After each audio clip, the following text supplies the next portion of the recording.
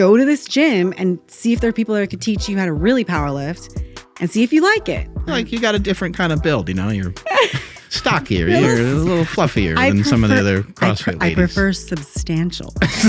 Nice. I started working out because I was in a very abusive relationship when I was in my early 20s in San Francisco. And part of that abuse was he canceled my gym membership. I wasn't able to go to the gym. He didn't want me to be around other men. Guys. And so when I finally escaped from that relationship, I woke up the next morning at 5 a.m. and I just started working out like a crazy person. My dad is Okinawan. And I think that's probably where it comes from. A lot of people think it's my Puerto Rican side, but I think my dad's Asian side. A lot of people don't give us credit from Asia. The other part that gets rough is when you get injured and people just kind of stop caring because people want to see this all the time. Oh, They want to see the absolutely. big lifts. Yeah. They want to see the heavy squats. They want to see me pee after I deadlift. Like, they do. They want to see the gnarly stuff. I couldn't take the drugs that were going to allow me to continue to go to those places. I just couldn't because my genetics had a limit. How did you deal with doing a bodybuilding show and then kind of like the rebound off of that? Because sometimes that can be right? I'm looking at my friend because she knows she was there. During powerlifting or something, you run a cycle or do something, or even in bodybuilding, are you like, my voice is getting a little... Yeah, like, great question. Do you tell your friends or something? If I go down this, like... It's on my phone. Hit me up. I Tell have me. a pitch recorder. Oh, shit, really? Recorder, yeah, so you can record yourself periodically during your cycle to make sure that your voice has not changed. I remember Stan went and lifted with Larry Wheels in like New York City because How Stan fat went you and are, did. Mark. Oh my God. Waiting for it. Oh my Fucking hell. God. Wow. So fucking fat. Rosie, go over there. Hey, the arms are big at least. It seems like women who come from that because of all the volume of powerlifting and strength training. Yeah. Like you go to bodybuilding, it's like you're just eating for free. Oh, it's not fair. Yeah. It's not fair. If you were really powerlifting. So let's just say 120 for the heels. Hair, nails, About makeup. 200. Oh, hair's like 200, makeup's like 200. So like Okay, 4. 400. hair, Nails makeup. is going to run you about $150. 150 for nails. Okay. Damn. I like the heels, but it's weird. I love it. I dig it, but it's odd. Yeah, it was. It got to the point where I had like basically IBS towards the end. Ooh. So that's sexy, especially our sports of suppressing estrogen. I wish we could just sell steroids on this podcast. It'd be great to give them a So link good. to click right now. Is Here's a that what cycle. it's turned into? Here's a cycle right here. Just go right there and click that.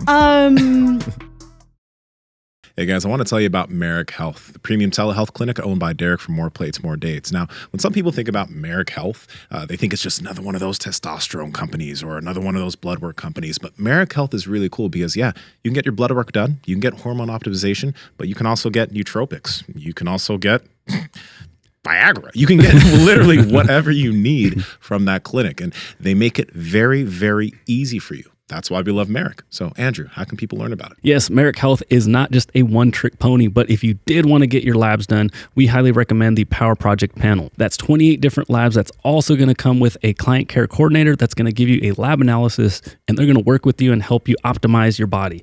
Again, that's at merrickhealth.com/powerproject. At checkout, enter promo code PowerProject to save $101 off that entire panel. Links to them down in the description as well as the podcast show notes.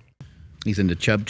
Yeah. Well, people need a lot of help, They do. And I think the metabolic disease, it goes beyond just people getting fat. It also has a lot to do with people just they're not lifting weights. 100%. I mean, if you did the bare minimum and lifted some weights and maybe engaged in a little bit of the stuff Oh, am I supposed to we write? do in powerlifting, then A little bit, not a lot. yeah, even just a little bit, right? Just the exercises, bench, squat, deadlift, Yep. great movements to help you overload your body. Can be really healthy, right? And then people won't run into losing muscle mass as they get older, or hopefully they won't. Absolutely. It would benefit all of us. And having that goal of getting stronger is something that can really kind of guide you in your training mission. And I know it guided you for a long time. How long were you powerlifting for? Powerlifted competitively for 6 years before. And then how'd you get into it? I got into it because I was doing CrossFit. And I was really good at a lot of the lifting elements of CrossFit, bad at the gymnastics and cardio version parts of CrossFit. So my You're like, coach, rope climb, I'm out. No, I love that. Oh. Love that. I'm very good at pulling up, lifting my body weight up, very good at body weight stuff. Felt like a headstand. Handstand walking was hard. Muscle up, turning over muscle ups is hard. And running. I know I commend you. I was just telling her in the car, I was like, I cannot believe he's a runner, and he's pretty good at it. Like, I can't believe it. It's getting better. Don't give him too much credit. He's getting good. I'm He joking. was like I'm fucking with you. 300 and something pounds. That's crazy. Yeah. I could never. Well, actually, if Mark can, maybe I can. I don't know. And You could. You know? You can. But yeah, so my coach in my CrossFit gym literally looked at me one day. I swear, Mark, I cried. He said, "I'm kicking you out." He You're said, off the team. He said, "You're not going to make it to regionals. I can tell you're super competitive." He said, "So I was up late last night and I was looking up these powerlifting elite totals." I had no idea what he was talking about. He said, "You already have like a national level elite total, whatever that means." He's like, "In the gym. You just got to go and do it at a competition." So he told me to go to Barbell Brigade in downtown LA. And I was pissed. And he's like, "I'm not telling you suck at everything. I'm just telling you suck at running. Go to this gym and see if there are people that could teach you how to really power lift and see if you like it." Like, you got a different kind of build, you're stockier, you're a little fluffier than some of the other CrossFit I ladies. prefer substantial. Nice. That's my word. You're using that shit. Substantial I side. like that. I prefer substantial. You're Like, You're what just are a you little bit trying more to tell substantial. me? Powerlifting. You're like, There- I went to that powerlifting gym and everyone's a little chunky over there. That's actually true. I was shocked. To be honest with you, I was so shocked. I had never seen men that big. Because we're talking about the guys that you know that Yeah. we're friends. We have mutual friends. You've never been so excited in your life. I was mortified. I was petrified. So I went the Is that opposite when like direction. Steve Gentili and Yep. T and Yeah. oh god, you and go to a Hulk gym Smash and all those guys. I walked in and I literally wanted to walk right out. I had like sweaty palms and I was like shaking. And they're bleeding and They're stuff. and- bleeding and nosebleeds and just, oh my God, I'd never seen men that big in person in my life. I don't even think I'd seen them on the internet that big. Right. I'm hanging out with CrossFitters, right? No offense to CrossFitters. Right. They're I thought they were big, you know. I had never seen men like that in my life. So I went in and I started lifting and they came up to me and they said, you're kind of strong. You know, Right. you should quit doing that CrossFit shit. Like, quit doing gymnastics. Come over here and try to lift some real weight, you know? And I'm very competitive. So I was like, oh yeah? Okay. That was it. I was hooked. What were you lifting at the time? Do you remember? In the gym, I was already like over 330, 40 pound deadlifts, just like repping it out in my CrossFit gym and like, you know, those Oli bars with like bumper plates. Yeah. And I was squatting 300 for reps for sure. Jesus. Because I trained CrossFit pretty hard. So we did segments of like Olympic lifting in the morning, just like weightlifting accessories in the middle morning, and then break, and then Metcon. Yeah. And then I trained clients in the early morning and the late night. So I was lifting very regularly. So bench was a struggle. I had to learn to bench. Were you sort of strongish without lifting? Like, did Yes. you come into it and kind of like pick something up and they were like, Yeah. what's that about? Always. Why do you, I think there's a lot of females that are like that. Any idea what that might be? Also, how old were you at the time? I was Back then, that's a older. big I mean, I'm almost 37 this Okay. month. So Really? I started Oh. powerlifting at 29 Okay. or okay. or 28. That makes a big difference, I don't yeah. know. I was in my late 20s. yeah. So yeah, I had already been working out for a while. Okay. But I think naturally, because I didn't come from an athletic background. I was a makeup artist and an executive for cosmetic companies when I lived here in the Bay Area for 9-10 years. Yeah. Didn't know any of that shit. That's great. Well, Are we recording? yeah. Oh, I love it when we do that. Yes. Yes. You gotta delete all the stuff you said about Barbell Brigade. no. Oh my gosh, you I'm guys. just kidding. No, I owe them everything because I wouldn't know how to powerlift if I didn't go there. It's a very enriched environment for me at the time.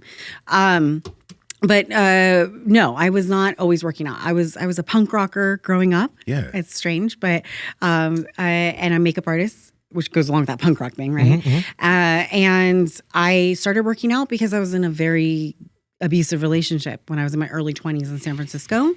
And part of that abuse was he canceled my gym membership. I wasn't able to go to the gym. He didn't want me to be around other men. Guys. And so when I finally escaped from that relationship, I woke up the next morning, 5 a.m., and I booked it like straight to 24 Hour Fitness and did my membership. And I just started working out like a crazy person. I didn't know what I was doing, but I started working out like a crazy person. And then the manager of the gym told me I should work there. Oh, so you like looked like you lifted already. Okay, so I guess genetically, I am sort of like a strong person. Yeah. My dad is Okinawan. And I think that's probably where it comes from. A lot of people think it's my Puerto Rican side, but I think my dad's Asian side. A lot of people don't give us credit from Asia, but actually, like Okinawans are known to be a little more substantial. And I come from a farming background. I'm actually born up in Northern California in a farming family, and so my grandfather was really stocky and big, and my cousin played MLB. So it's his side of the family. They're a little bit stronger. I've always been the type of person I like pick stuff up and like haul the groceries with one trip, or like my friends are drunk, and when I was a punk, I could like pick them up and firemen carry my girlfriends and stuff like that. I was kind of always a little stronger than everybody else. Okay. So when I found lifting, it just literally was, it was like, I don't know, it was like a perfect expression of everything I never knew that I had. How'd you go into Barbell Brigade finally? Like ultimately, how'd you deal with it's just all dudes kind of, how'd you get over that? Well, it was all dudes. And then I kind of started to build more. Because that's the thing in like jiu-jitsu as well, right? Like most of the time, most of the schools are predominantly men, right? 10 to 15% women, like 20. It's getting more popular, though. It is getting more popular, but still, it's like it's still a majority. It's going to be a majority of guys in there. So when women walk in, it's like, oh shit, you know what I mean? Yeah. But there weren't many women at Barbell Brigade when you went there. No, there weren't many women in powerlifting. Oh, that's particularly true. This type of femme women that were like really, really made up, and like I caught a lot of shit for that. Like. A lot from the community, just being very, I wore my little short shorts and my makeup and my hoop earrings every day when I'm lifting. And that's just my personality. It's just what I've always looked like. But I think when I started going there, it was me and, I don't know, maybe two other girls. Yeah. 2 other girls maybe. And we would start inviting girls. And then more girls. And then Instagram took off. That was when Instagram really sort of flourished. Yeah. And so Bart would put me, and mostly me, on those YouTube videos. He made a couple YouTube videos, and all of a sudden the whole gym was filled with like Latina girls with red lipstick and amen. Crazy, right? It was like really weird. It's sort of like a my friend. So I gotta tell you a story. Yeah. So Andrew here we go. We had some miscommunication because I was overseas and I tried to send a text, and so Andrew sends a text and he's like, I don't think I'm going to be able to make it in today, because I think he thought it was just going to be like the 3 of us. And I was like, you have to make it in. We have Amanda coming in. He's like, see you guys at 11. And I was like, a girl with a big butt comes through, and all of a sudden you're halfway to the gym. I just take my job serious. I'm a professional. Yes. We had a guest coming in, so it's like, well, I got to get over got no love for me and Nsima, though. Well, he does see you all the time. That's true. But I haven't seen him in over a week, and I did miss him. But see, we missed you. It wasn't just me. But I appreciate it, especially because I know you're a little under the weather right now. Yeah, I got my balls cut off. But I wasn't going to say that. That's okay. We share everything on the podcast, but it was freaking hilarious that it was one of those things where it's like, I sent you guys the text. It's like me and Nsima were like, what are you talking about? I wish you could pull up the screenshot. But it's a screenshot of Mark sending us the text, and Andrew, add it to the calendar, but it says did not send. Yeah, it has the red thing next to it. I know.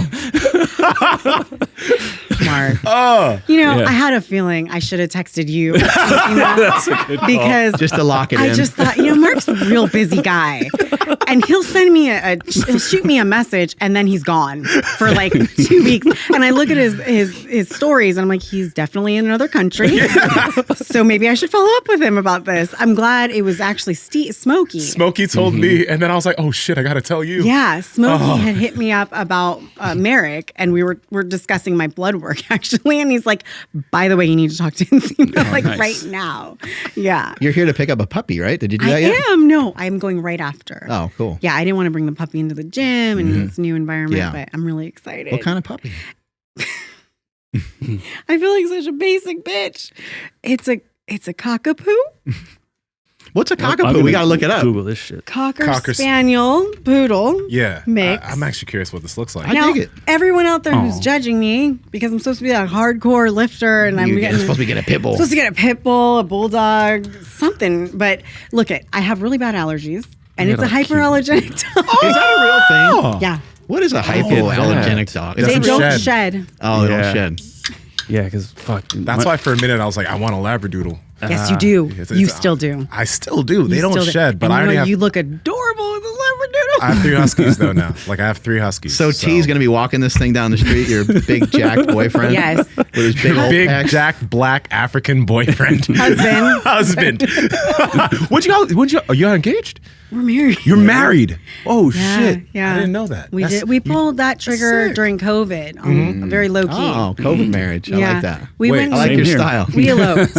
Okay, so how did the African side feel about eloping? Oh, Because you shit. know how there's an African wedding. I don't even know what the fuck I'm gonna do about that shit, to be honest. Because I'm like, I don't, So how Hey. did that go? African people are really late to stuff, so maybe they can set you up to it. There is African time, right? Nah, that's a thing. That's a It's like you thing. schedule 2 and then everyone gets there. At 6. That's actually really like because they came. They were supposed to come and they missed anyway. They missed everything. All right, so yeah, how'd that go?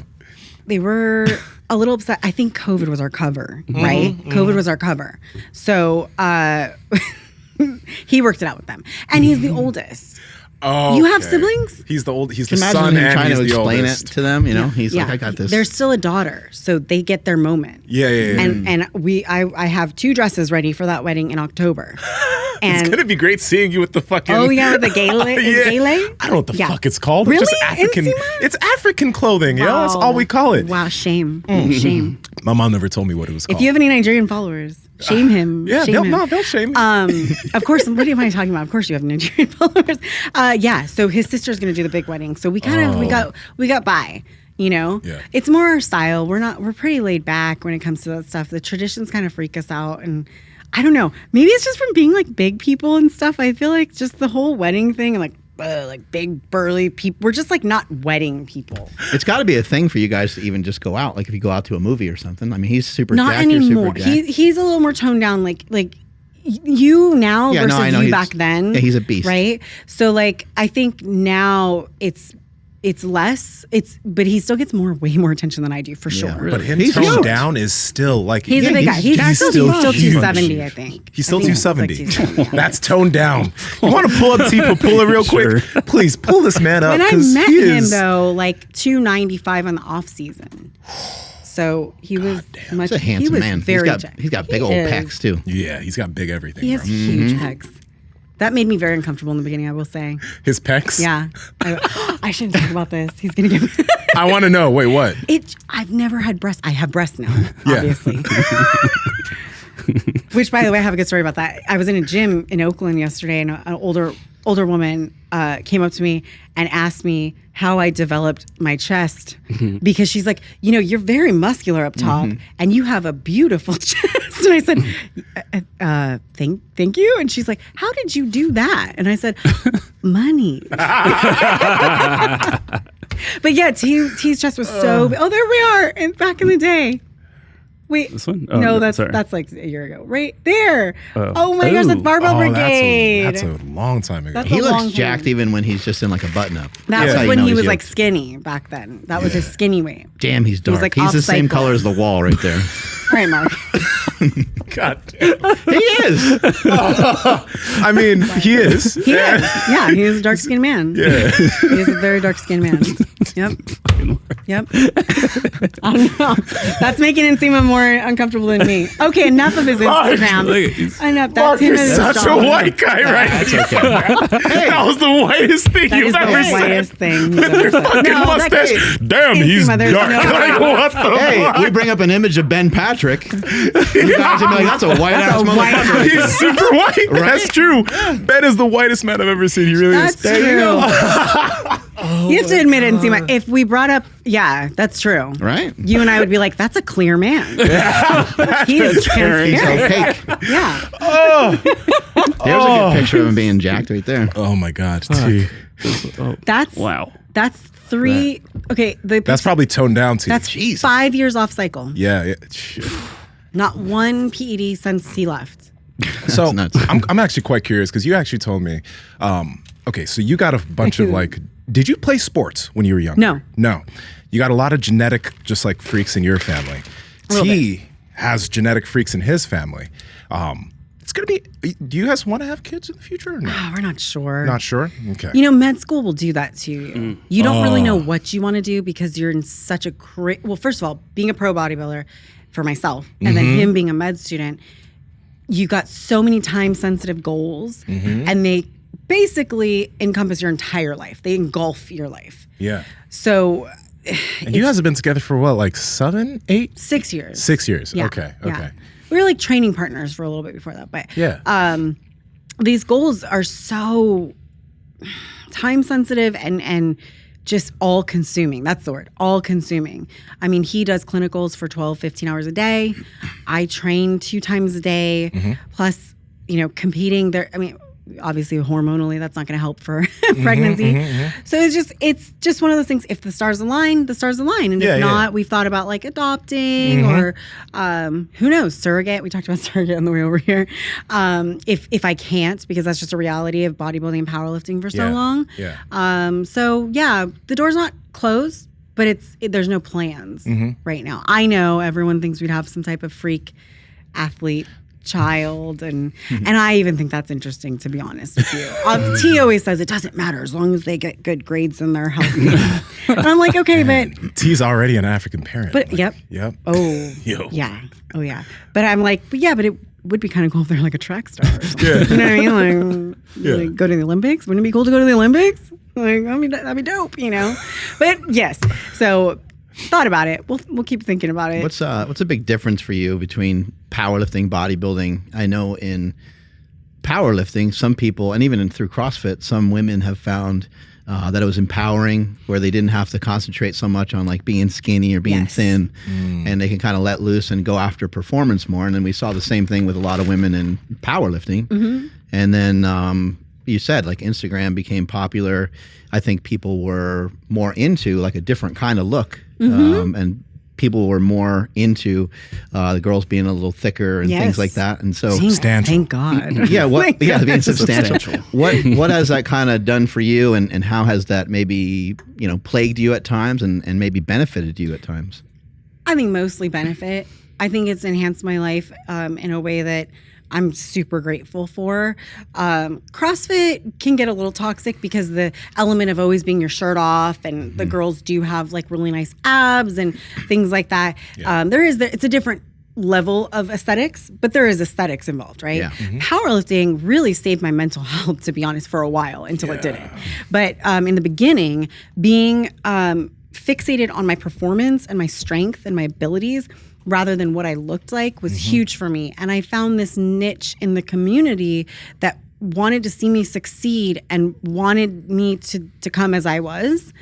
And it also started to be glorified of my body type, like being really thick in the thighs. And obviously I'm a lot, not as thick as I was back then, but I mean, I looked bottom heavy. And then as I progressed in powerlifting, I got, you know, now I should say I was never really heavy into PEDs. So I wasn't the kind like that we've seen in the Instagram world now. We're talking about where women are getting lean, almost like bodybuilders. Right. I was thick. I had lots of muscle, but lots of body fat on top. And I think if I wasn't doing powerlifting, I probably would have felt, you know, some type of way about that body aesthetic.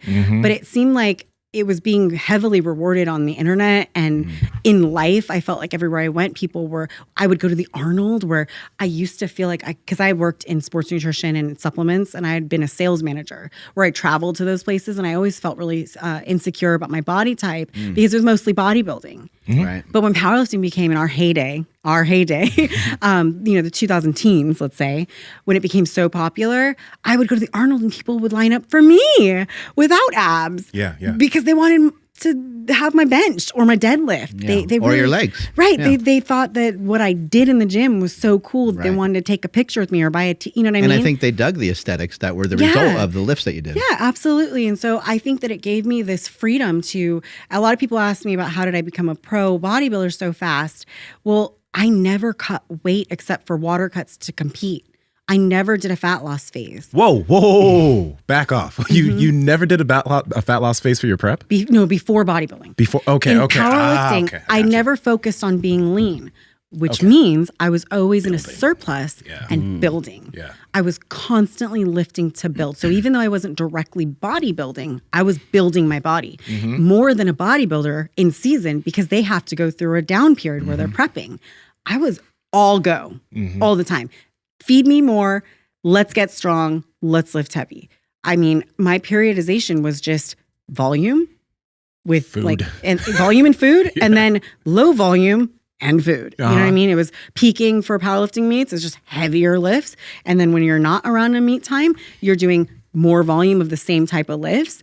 And it developed this thickness and density to my muscle that when I leaned out for bodybuilding, it was like, whoa, it was different. You could see it on stage. I looked, matured compared to everyone because I had just been lifting without even no cutting, nothing, What do you mean, though, when you were talking about powerlifting helped you until it didn't?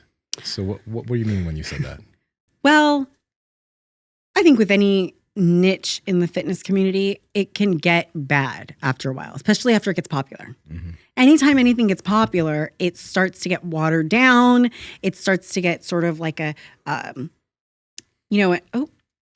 You start lifting for other people and other things, and you're no longer lifting for yourself, and 100%. You're not as pumped about, doing 405 for a set of 5 because somebody posted that they did 455 for a set of 5. Yeah, you're chasing this like sort of white rabbit. You're literally chasing these unrealistic goals. And the other part that gets rough is when you get injured and people just kind of stop caring. Because people want to see this all the time. Oh, absolutely. They want to see the big lifts. Yeah. They want to see the heavy squats. They want to see me pee after I deadlift. They do. They want to see the gnarly stuff because they want inspo porn. And I can't be that at 36. I can't be inspo porn every day in the gym. I was going to break myself. And let's just be honest, like we always are here, right? I couldn't take the drugs that were going to allow me to continue to go to those places. I just couldn't because my genetics had a limit. And that limit was about mid 400 squat, mid 200 bench, and 500 deadlift. If I wanted to go further, I could have. But let's be honest, I would have to really play a different game, you know? And I didn't know if I was ready to take on those challenges and consequences. It can take a lot of drugs. And those drugs can have some temporary changes, which you're like, my voice changed a little bit. Maybe you get some facial hair or something, and you can probably deal with some of that. But once it starts to become like, maybe some of this shit might be permanent. Right. It's like, I'm not going there. And with the risk of injury on top of the virilization, as you were mentioning, I was like, this is a gamble. Because you may get that virilization that'll never go away. And you may break yourself trying to get to that world record or that next thing. Might be possible you can never have kids or something like that. That's a universal problem. Bodybuilding, powerlifting, whatever. Yeah. That's just something you have to sign up for. Whenever you start you touch the dark side. Just rolling the dice. You're rolling the dice, right? No one knows. But for me, I was like, okay, either way, I'm going to be rolling this same set of dice. But I don't think I'm going to injure myself the way powerlifting can probably injure me. I'd already had a tear in my knee, two herniated discs in my low back.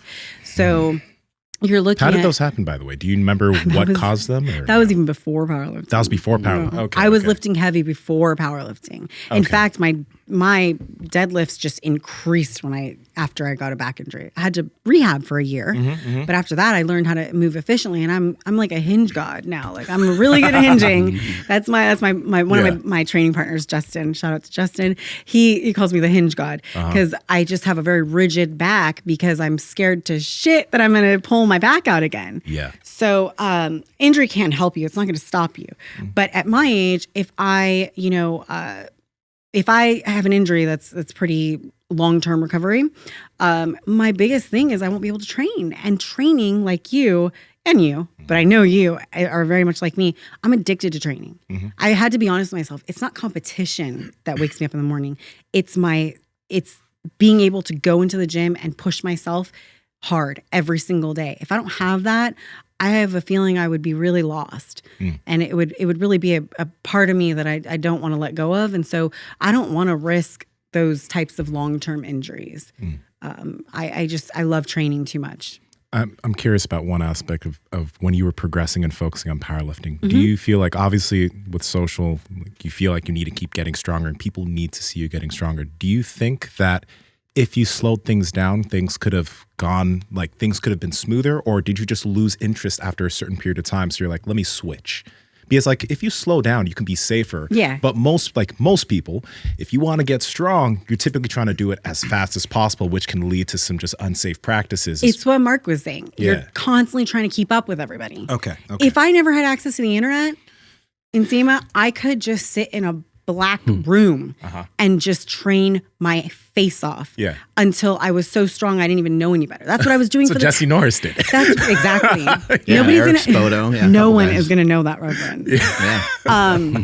Shout out to Jesse Norris. Yeah. He was the hinge god. Sure, that deadlift. Yeah. But anyway, I think that's why I was so strong going into powerlifting, because I just trained like a maniac. I didn't care who was watching. Yeah. And those were the funnest days I ever had. Was nobody cared. And so I've kind of gone back to that because I figured I don't want to put all my bodybuilding training on Instagram because it's not that fun. Like nobody wants, not a lot of people are like super interested in seeing me do like lateral Here's my third set of 12. Yeah, those lateral raises till failure. You know what I mean?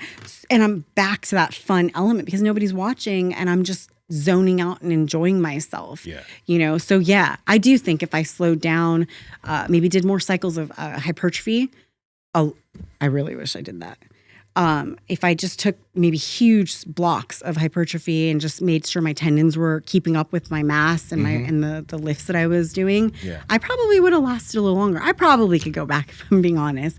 I think. But you lifted some big ass weights though. I did. You deadlifted over 500 pounds or so, right? In the gym is 501. At the meet it was like 496, but you know that makes a big difference to us. Yeah. Like I think that I'm so focused on bodybuilding. I really want to make a pro debut and I really would like to go to the Olympia. And if I could do that, I wouldn't be. Are you in figure or bodybuilding? I'm in figure and physique. I actually won my pro card in both Okay. at the NPC Nationals, but I ended up being the overall champion for figure. So because I got a unanimous score in figure, I decided that's probably the direction I want to go into. Okay. And I don't have to grow anymore. Yes. Essentially. So with women's physique, it's pretty aggressive and you have to put on a lot of mass. And I just figured, you know, it's not really in my interest right now. I don't want to get too much bigger. They still have women's bodybuilding because they Yes, got they do. rid It's of back. some of it for a bit, right? It's back, yeah. Hunter Henderson's female bodybuilder. Cool. Yeah. Also a powerlifter. Also strong as shit. Yeah. Strong. How did you deal with doing a bodybuilding show and then kind of like the rebound off of that? Because sometimes that can be a right. I'm looking at my friend because she knows she was there. It's tough. It's tough. It's not like powerlifting. I mean, I go out of a powerlifting meet and maybe I'm weak for a few weeks. You know, you're squatting like 275 and you're just kind of like whatever. But you come back pretty fast and your body never changes, right? Whoa. Coming back and gaining weight is a whole nother thing. How much weight? It was rough. It was rough. I think I overshot. My coach and I overshot. He force-fed me to gain about 29 pounds after the show. And I'm back down about 9 from there. Okay. Yeah. So where did you? Yeah. So you were 29 pounds over stage weight, and you're like what, 20 over now? Yeah. And you have a pretty good body composition. So this is where you feel good. I feel really healthy. Yeah. Yeah. I think maybe 5 pounds less, and we'll go back into small builds. It's always 5 pounds less. 5 pounds less or 5 pounds more. Well, we've got 5 pounds more on the bar. 5 pounds less. We got about 4 or 5 weight. more weeks in my cutting phase. Yeah. So, you look amazing. I don't think there's anything to fix. thanks. So you look great. So don't worry about it. But you want to be a little underweight to go back into a building I phase. see. You don't want to get fat. You know, getting too Right. fat, you could try to start prep and it's ended up being a 30-week prep, and that's not fun. Yeah, So- bodybuilding's tough. It You know, is- someone it's- could be in great shape and someone could still say, you look kind of fat. And you're like, fuck, Hey, really? it's a subjective sport. Going back to what you said about my body image, I think that was you saying that. If I never did powerlifting, I would never be able to do this because I was not a naturally confident person. I mean, I had an abusive relationship that started this whole journey, right? So obviously confident people don't go into abusive relationships. So for me, The truth. the powerlifter time period really enabled me to appreciate strength. So when I'm back in the gym, 20 pounds, 25 pounds up from my stage weight, yes, it's hard to see yourself change like that, but it feels real good to start, incline pressing 175 again and, overhead pressing the big, 70-pound dumbbells. And you're like, damn, I'm getting strong. Okay, like focus on your performance again. Tap back into that. If I never had that, I see a lot of bodybuilding women. In fact, even some girls, because I just have that, I guess, maternal vibe, nurturing vibe. Even some of the girls I did my national show with have called me and they've had a lot of struggles getting back, to that mindset of like enjoying training and not being so fixated on their abs and things like that. I never had abs. Bodybuilding was the only thing that brought that out. So for me, I'm like, well, this is kind of how I look. This is my body. That body that they just showed on the screen, that's specifically for bodybuilding. That's a competition body. So you need to remember that that's not who you are. You cannot walk around like that all year or you're going to kill yourself, to be honest. What you were mentioning is really interesting about powerlifting, because powerlifting is great because it's a performance-based sport. Yeah, there's an aspect where you will be, you want to look good, but you don't have to be perpetually shredded all the time. Yeah. Whereas once you get into bodybuilding and then you get into that, you get stage lean. So many people have issues actually coming out of that and giving themselves an off season. Some never do. And I was curious about that with you, because within that sport, people's off seasons, a lot of competitors isn't really an off season. It's like, how can I manage to stay kind of lean until I could just tell myself to prep again and then get super lean again, right? How do you escape that trap? Like, how are you personally trying to escape that? Because you need an actual off season and you can't be stage lean. Right. Do you find yourself mentally being called back to that body that you had on stage? Yes, subconsciously. But consciously, I'm a coach. I've been online coaching for 6 years and it's my primary business. And so that keeps me in check and in tune with the science. So I can't deny that I know that I would never allow a client of mine to, perpetually be in that lean state. I know about the basics of my hormonal health at that state, and I know what that does to me. I mean, I get my blood work. We're both Merrick athletes, right? I get my blood work done even more than quarterly. So I know exactly where my stats are, and there's just no way scientifically I could look at that as a coach and justify keeping my my liver enzymes high or my kidney. Or my estrogen so low and suppression of my LH. And I'm sure the people watching you probably know all about that stuff, but those types of things for me are unacceptable. So whatever I need to do to be healthy, because, I know that those 10, 15 weeks of prepping are not healthy. So whatever you can do to mitigate risks outside of that is what I have to do. The mental aspect of it, of course there's many days where I look in the mirror and I'm like, it would be really nice to be able to be photo shoot ready right now or have veins everywhere, and I see the girls that are in season right now. I decided to take this season off so I could fix some things and heal some little minor dings, injuries, things like that, and put on a little bit more mass on my shoulders and little things, fix my hormonal health, things like that. And I'm watching the girls do their pro shows right now. And of course I'm jealous. I'm looking at their chomping at the bit because I am a very competitive person. I want to be there right now. Yeah. And I'm looking at shows and I'm like, I could have got a call out. I'm like, I could have got a call out, But you have to keep yourself in check about the science part that I'm talking about, like health. Also, you have to have a good team. And I have a great coach, John Jewett. He said he's a big fan of yours. He's been mentioned multiple times. Yeah, John Jewett is sort of like a new generation of bodybuilding coaches and science-based coaches in our industry, in our side of the industry, that's come up with, he's in that education realm. So he's a great competitor. He's been in the Olympia, I think, 7 times. He's not vying for the title, but I think his legacy is going to be more education. So he actually has like a university, online university that you can go through his program, learn about PEDs, learn about dieting, learn about how to coach the coaches. Coach athletes. So he's a great resource. He's a registered dietitian. So he's going to keep me in check. And then obviously my husband's a medical student and an exercise physiologist and an all-time world record breaker. Let me just pull his resume. Yeah. It's very fucking annoying, Like I got 2 pro cards and I got to still he's the more impressive one. But he's the smarts in the family. And so he's there to pull me back too, you know? So keeping a good team around you, a very small team, because if you let influence like from your sponsors or anybody else, I actually cut my sponsorships last year at the end of the season. Why? Because I knew that coming to the pro season, I just came off MPC. I was the overall winner.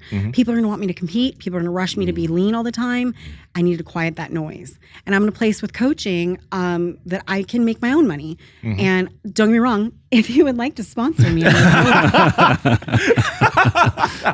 you can reach my assistant, Rosie, at info.atpcoaching@gmail.com. Let's go. I just thought at that time when you're coming off of your first national level show, you need to quiet the noise. Do not be focused on Instagram, on posing for pictures, and because that's when you get in that mentality of never having off season. Yeah. People think that they have, you know, I had a 3-month off season. That's not an off season. It's not an off season. That's just enough time to come off cycle. Let's be honest. Maybe go up to maintenance calories, which that should take you about a 2-month period just to crawl up back up to maintenance calories. So now you're really at a month. You've had a month of no drugs and maintenance calories. That's not an off season. And you had a little rebound. You thought you gained muscle. You just gained water, just intracellular water And back you got in your like muscles. 6 or 8 weeks of decent training because you probably didn't train that great coming off the show. Oh, hell no. Right? Hell no. You're doing pump sessions, right? So you got 6 or 8 weeks of good training. Now your muscles are full because you're putting food and glycogen back in them. That's not real muscle. So then what happens? You go back in prep, that glycogen gets removed. You didn't have any tissue that you actually put on, and you look the same as last year. I'll tell you what, I'm not going to look the same as last year. That's just not for me. Yeah, where does this, I guess I'll say maturity come from?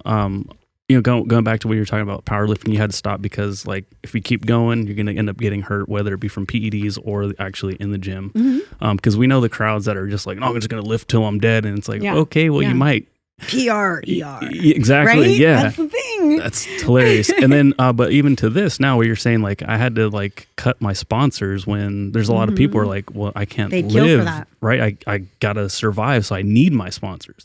And you're just like, no, I'm going to cut them off because I need to kill that noise. Where does that come from? You got to be a hard worker. I've been working on online coaching since before it was really a big thing. I left a big fancy gym called Equinox. It's like, I was a pretty high level trainer there and it wasn't for me. And they kind of let me know that I was doing okay. I was a high level trainer. I had all the certs and all that stuff, but they told me that I probably should maybe come down in weight, like maybe get a little slimmer so that I could attract Equinox more of has that a look. Hollywood clientele, right? Yeah. And I said, well, fuck that. Excuse me, sir. I can deadlift your car. Get the fuck out of my face. So, Jeff, if you hear this. I'm going to plug his last name too. You know, I can't remember it. Little squirrely looking dude. We never forget those like upper management people. Yeah. That really pissed me off. So to answer your question, I went into online coaching and I thought, well, this is do or die. I had insurance through Equinox and all that stuff. So I thought you need to hustle. And I started online coaching, and Bart was nice enough to let me coach some in-person clients there in LA. Yeah. And I started working the front desk. I was mopping the floors at Barbell Brigade until midnight, closing the gym, opening it up at 5 a.m. and trying to make my business happen. All the while, you know, after I just gave up you can make $150,000, $200,000 at Equinox. I gave that up and started mopping floors at my powerlifting gym so that I could build this powerlifting coaching business, and eventually it turned into a regular GPP type. I have all types of clients, like lifestyle, all that stuff. And I did it I went so hard, man, that I don't need sponsors, thank goodness. And I would love them now. It's a luxury to have, it's a privilege to have on top. But yeah, you have to put yourself in a place, in a position where you can call the shots and you're not in the beck and call of the internet. You know what I mean? I think that's the biggest thing that probably keeps me really healthy, keeps me balanced, and allows me to make decisions like that, where I can not put myself in a compromised position health-wise, or mental health wise. So I can just make my own money. I love coaching. Like, I love what I do. I love helping people. Like, you were in the gym talking to those girls and I was like, I want to coach that girl because she could be a good bodybuilder. Yeah, I think she would do great. She'd do great. So yeah, if you find a job that serves can kind of work with your bodybuilding schedule, which is very difficult. I don't know how people do it being 9 to 5, but if you find something that can pay you enough to do your passion, then you don't need to make those types of decisions. But I know when I say that, people go crazy because they're like, that's my dream to have a BSN sponsorship or whatever. When you gained some weight, you made some posts, and it seems like most of the responses to that are pretty positive. Is that what you found? Or were you surprised that they were positive? And was there like negative? Post-show, you mean? Yeah. Yeah. I think I've built I'm not a huge influencer, right? And I think it's on purpose. I didn't want to have a huge following because you can't control the type of comments. Like, I don't know how you do it. Honestly, like it's very stressful. So I think I've kind of curated my audience, and they've come with me. They've grown with me through powerlifting. I have maybe some new followers here and there from bodybuilding, but most of them come from my strength background. So they're happy to see me healthier. They were really stoked to see me actually succeed in bodybuilding. But I think they're more than supportive when it comes to that. Of course, yeah, there are definitely negative comments, mostly not in the weight thing. It's mostly like the masculinity thing, which it's mostly guys that are just saying stupid shit. Because I'm pretty feminine, whatever that means. I don't. But how do you keep that part in check? Like during powerlifting or something, you run a cycle or do something, or even in bodybuilding, are you like, my voice is getting a little... Yeah, like, great question. Do you tell your friends or something? Yo, if I go down this, like... It's on my phone. Hit me up. I have a pitch recorder. Oh, shit, really? Recorder, yeah, so you can record yourself periodically during your cycle to make sure that your voice has not changed. Wow. I'm kind of like very in tune with it now because I've been, I didn't do a lot of drugs in powerlifting, but those drugs will make your voice change. And so I noticed that when I was on for a little too long, or I was getting that red line, my voice would become hoarse, and I would have a harder time with endurance of talking. I still do, unfortunately, but as soon as that would start happening on a regular basis, I'd pull off. I have a question. Which drugs are it specifically that women within those sports take that does cause masculinization? Like all of them. All of them? Yeah. It's not like certain specific they're ones all that people need to be. androgenic in a way. Yeah. I mean, even the drugs that don't aromatize, and like people think DHTs are safe, right? We're talking like your Anabars, Winstrol's. People think those are safe. I've seen a lot of damage done by Primobolan, Winstrol, Anabar, lots of damage. One of the reasons why people originally thought that is many, many years ago, Anavar used to come in a 2.5 milligram dosage. That's not the case anymore. It's very easy to get 25 milligram dosages. So if women take a lot, then of any of the steroids. Or for a very long time. Yes. And it depends on the woman. I tell people all the time, I might have done in bodybuilding a very aggressive cycle for someone else, but listen to my voice and look at my face. I'm genetically just not inclined to. We were just talking about that with you. Some men can take tren for, God, I don't know why, like forever, for 6 months, and they can't. They won't hurt a fly, and they don't get a pimple, and they don't. Their blood work actually looks okay. I have seen that. In my coaching, and some men take just a little, like we were saying, and they want to kill everybody and drive their car through a wall, and they turn into a werewolf. Back hair and pimples. So it's the base of it is genetics. The base of it is genetics. Then after that is your length of cycle. I believe is even more important than your dosage, but dosage does matter. But if you're asking what drugs do women use, I think that Anavar is probably the most abused drug in the industry. I learned after I quit powerlifting, I was not on the right drugs. These girls are taking the big guns, and it's making them real strong. There's a lot of drugs that are like NPP. What is that? It's a form of DECA. DECA, yeah, it's a DECA derivative.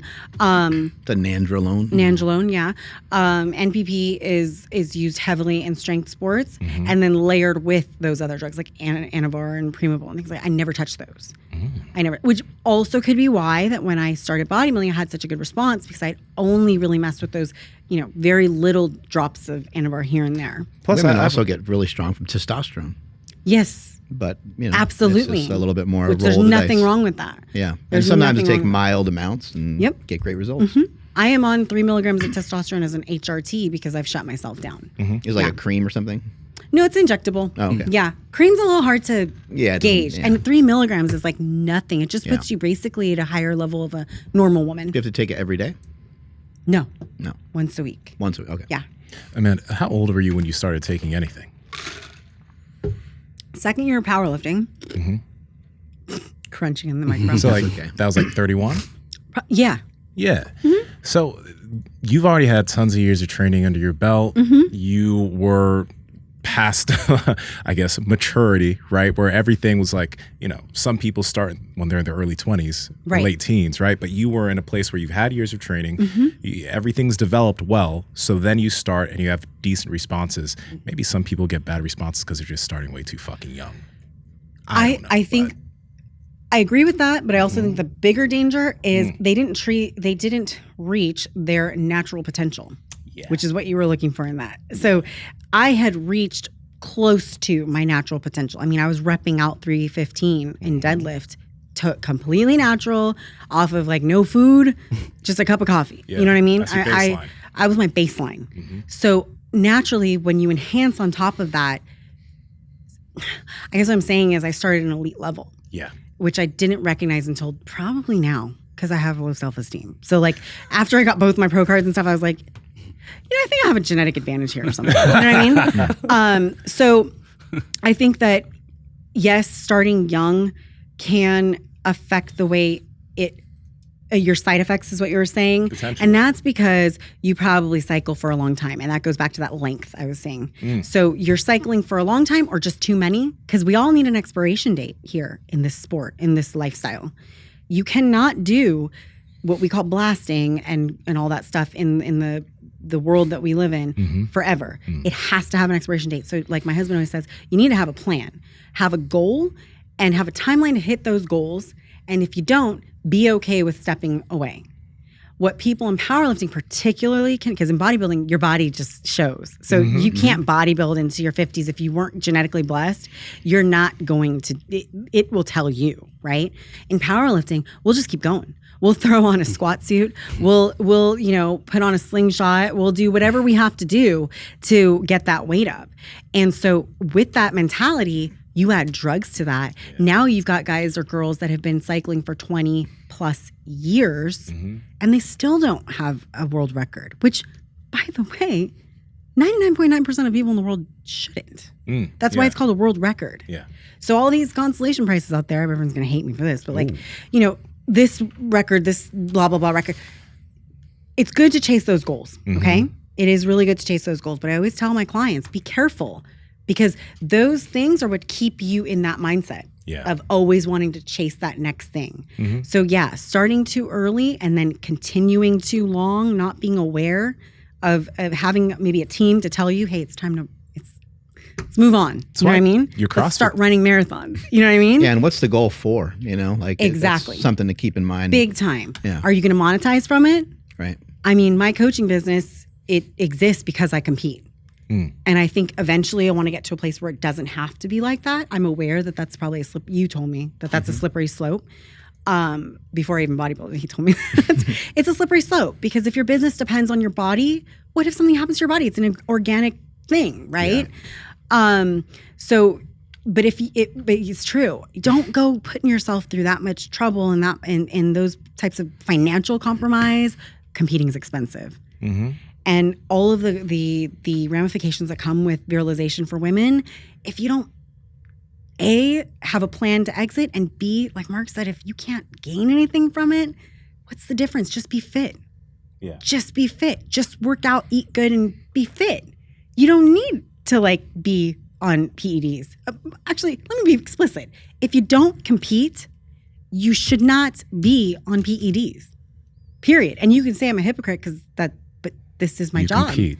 This is my whole life. Yeah. And it does make me money. And I support my family on competing and what the competing helps me market, which is my coaching. I want to touch upon the point that you said that you took steroids.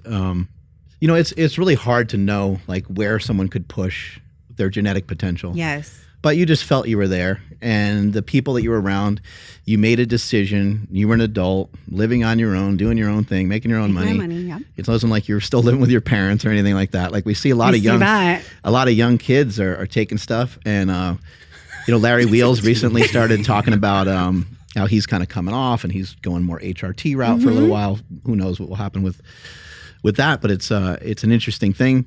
But again, even Larry Wheels was at an elite level. Oh yeah. Even though you kidding Even me? though he started when he was 16 or 17. He's like a mutant. Yeah, he was already he was already Larry Wheels. I see what you're saying. He was already very strong. And so Dave Tate pointed this out many years ago that people are going to play their card at a different time. Yes. And if you're going to play your card to take steroids to make your high school football team, well, that that doesn't really bode very well for the impact that those steroids would have on your body and what they're going to do for you. Yep. So taking more of them is not necessarily the answer. Yeah.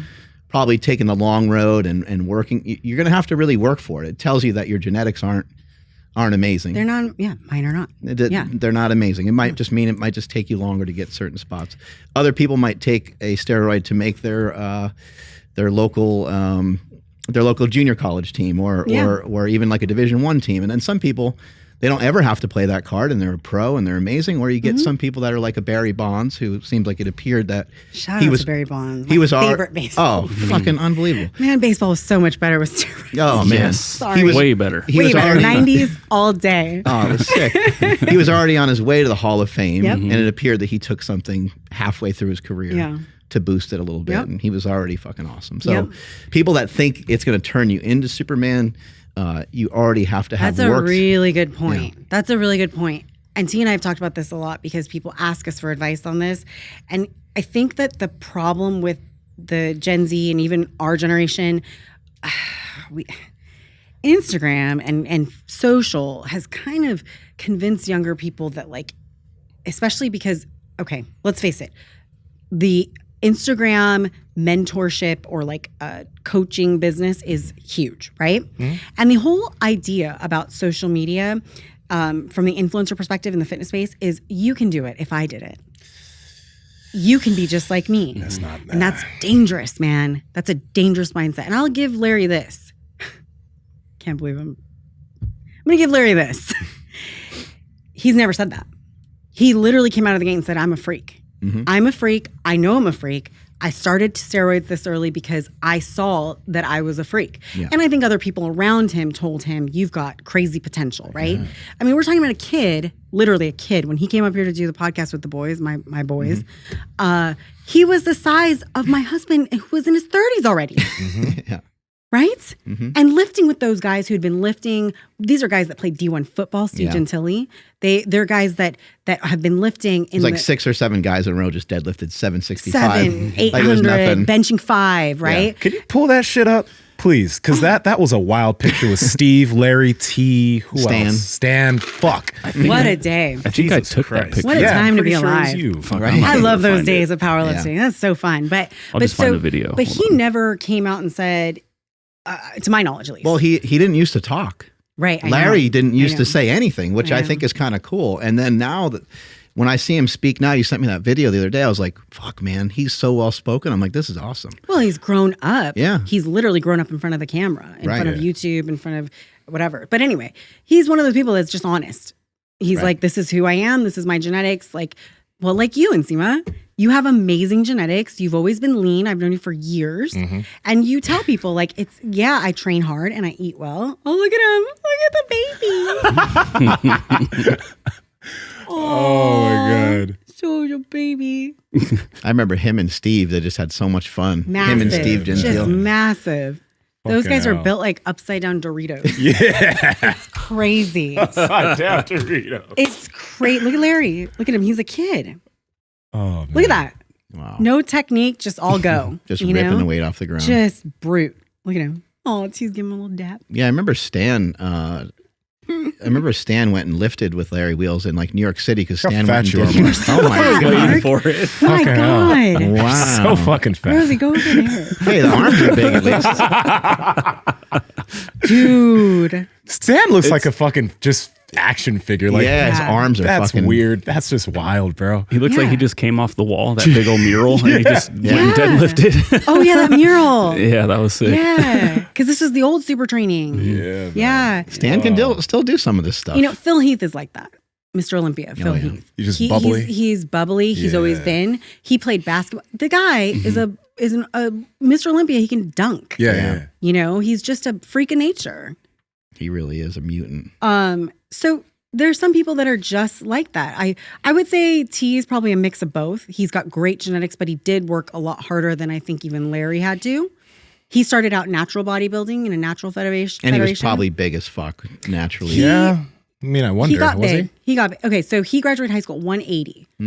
By his summer of sophomore year, when his parents picked him up from the airport here in NorCal, Steve's a genetic fucking he was mutant too. Look at this guy. 290.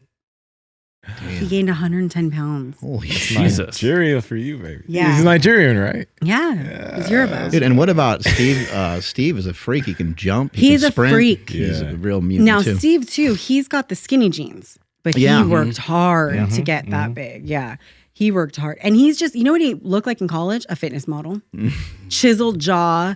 Yeah. Like, just freak. I They're remember all I went freaks. to Barbell Brigade and he was like working out in jeans. I'm like, well, who the fuck is this guy? And he didn't even powerlift at that time. I was like, he you was should like powerlift. I'm like, what are you doing? He didn't powerlift very well when I met him. He didn't know what he's. Well, he had a really hard time squatting. Yes. He had a really Shout hard out to time Steve, though. I hope he's doing well and healthy. Yeah, he's a But fucking animal. yeah, some people are freaks. I was not. I was a late bloomer. I had to, like you said, I had average genetics, middle of the road genetics, and I honestly think sub. God, look at that face. Fuck, that Amanda. was handsome. No, I think Don't I really do do. I that. Don't think do that. Don't do that. Don't be like, that's so. You had, they were good. Decent. They were good. Because Well, for you start strength. lifting for For strength. strength, you got good strength genetics. for strength, but aesthetics, That's no good. way. dude. Well, if we're talking aesthetics and all Yeah. that, you I mean, still that look is- great. Don't that get me is wrong. like that's pure hard work. Yeah. That's pure hard work. You also have some good genetics, factoring in there the fact that you said you didn't really play sports, right? Never. I So that's pretty smoked awesome. cigarettes in PE class. That's pretty awesome. You that did? didn't have like how a. disgusting. Yeah. Oh, damn. Yeah. That's pretty awesome. You didn't have like a physical background. Then when you went to do something physically, you were good at it. Yeah. That's pretty cool. Yeah. Yeah. I mean, I was always active. Like when I lived in Oakland, I was like one of those chicks that rode like the single speed bikes and like no brakes. And I would like ride in the city. So I had huge calves, like huge calves, huge quads. And people would always mention it, but I never paid attention to stuff like that. I just wanted to be cute. I didn't want to I wasn't worried about the way I looked. But yeah, I think I have, when you talk about these guys, we're talking about unicorn genetics, I right? agree. I Same agree. with you, Nsima. I think unicorn genetics. And I think it's important that you're honest about that. Like I've never seen you in the years I've known you. You've never like, buy my program. No, it's going to make you look just like me. No, it's not. But that's the thing. Right? Like you just said it, that people need to manage their expectations, because like a lot of Yes. people start lifting late, right? If you start lifting in your 20s and you see somebody like, okay, Larry does have great genetics, but Larry's also been somebody who's been active since he was 16, or something Sick. like that. Yeah, or right? younger, yeah. or younger. Yeah. Like he's been doing this Yeah. shit for a while. A And- lot of these people have been doing this stuff for a long time. Yeah. So it's like you need, if you're someone who's paying attention to this stuff, you can try to get your best physique possible, but you can't be like, I want to start doing this so I can look like Amanda. Bingo. Or look like Larry or whatever. Like, That's no. what's wrong with the internet. Like, I wish Yeah. we would just stop comparing each other. It's so hard, but it's human nature. And I know people have no control over it really. Yeah. But if you have a little more self-control over your mindset, you can have a much better experience with fitness. Yes. Such a better experience with fitness. Focus on what's in front of you instead of what's around you, because you're missing the fact that you might have lost 50 pounds, gained 10 pounds of muscle, got a bunch of PRs, because you're looking at me or somebody else and you're saying you're not good enough. And that's bullshit.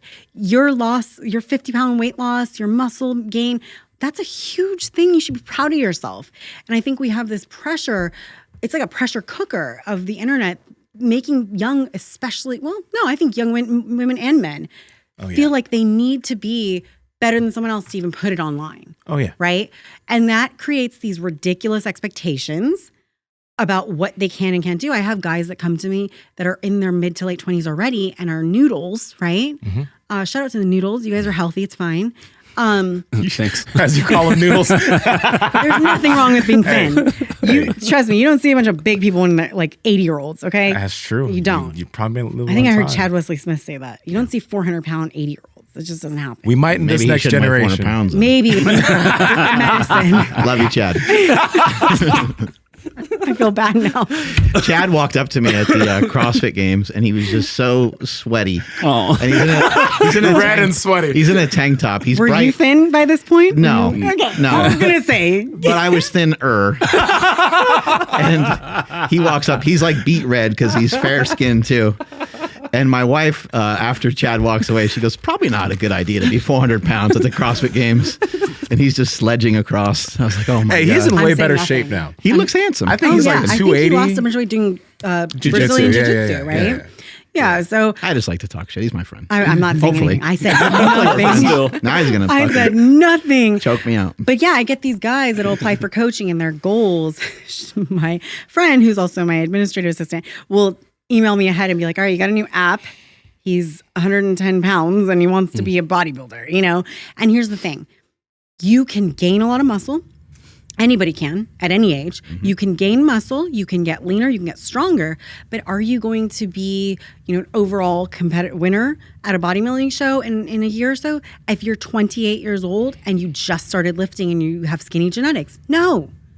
And sorry, as a coach, I think I'm doing you a disservice if I sell you a bunch of lies, tell you if you just take a bunch of tests and a bunch of drugs, I don't even prescribe that you're going to be, you know, Mr. Olympia. You're not. For men, unfortunately, you got to start early. If that's your goal, you got to start early because there's just too much mass to grow.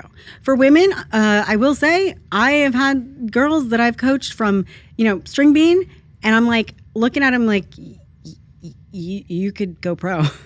We've been coaching for 2 years, and I think you might have a shot. Like you're so women don't have to put on that much muscle, and simply just going from no training to all that new stimulus of eating more protein and doing cardio, doing heavy lifting, because I coach my women to lift heavy in all aspects, even, you know, bodybuilding style. You'd be surprised what can happen. But unfortunately, you know, guys, they got a lot more space. But there are new categories, classic physique and things like that they're rewarding smaller, more, I don't want to say attainable. It's still really hard to attain. Classic physique is still like, at least at the pro level, that shit's still, that's It's a lot hard. of mass. It's a lot. It is. You're talking about like a 5'11" guy who's like 225 shredded. 220 shredded. Yeah. It's difficult. The genetic side of thing is a tough thing for people to deal with, but it doesn't really matter how someone got there or how they get there. You still have a job to concentrate on yourself. And 100%. You have to work on making yourself better.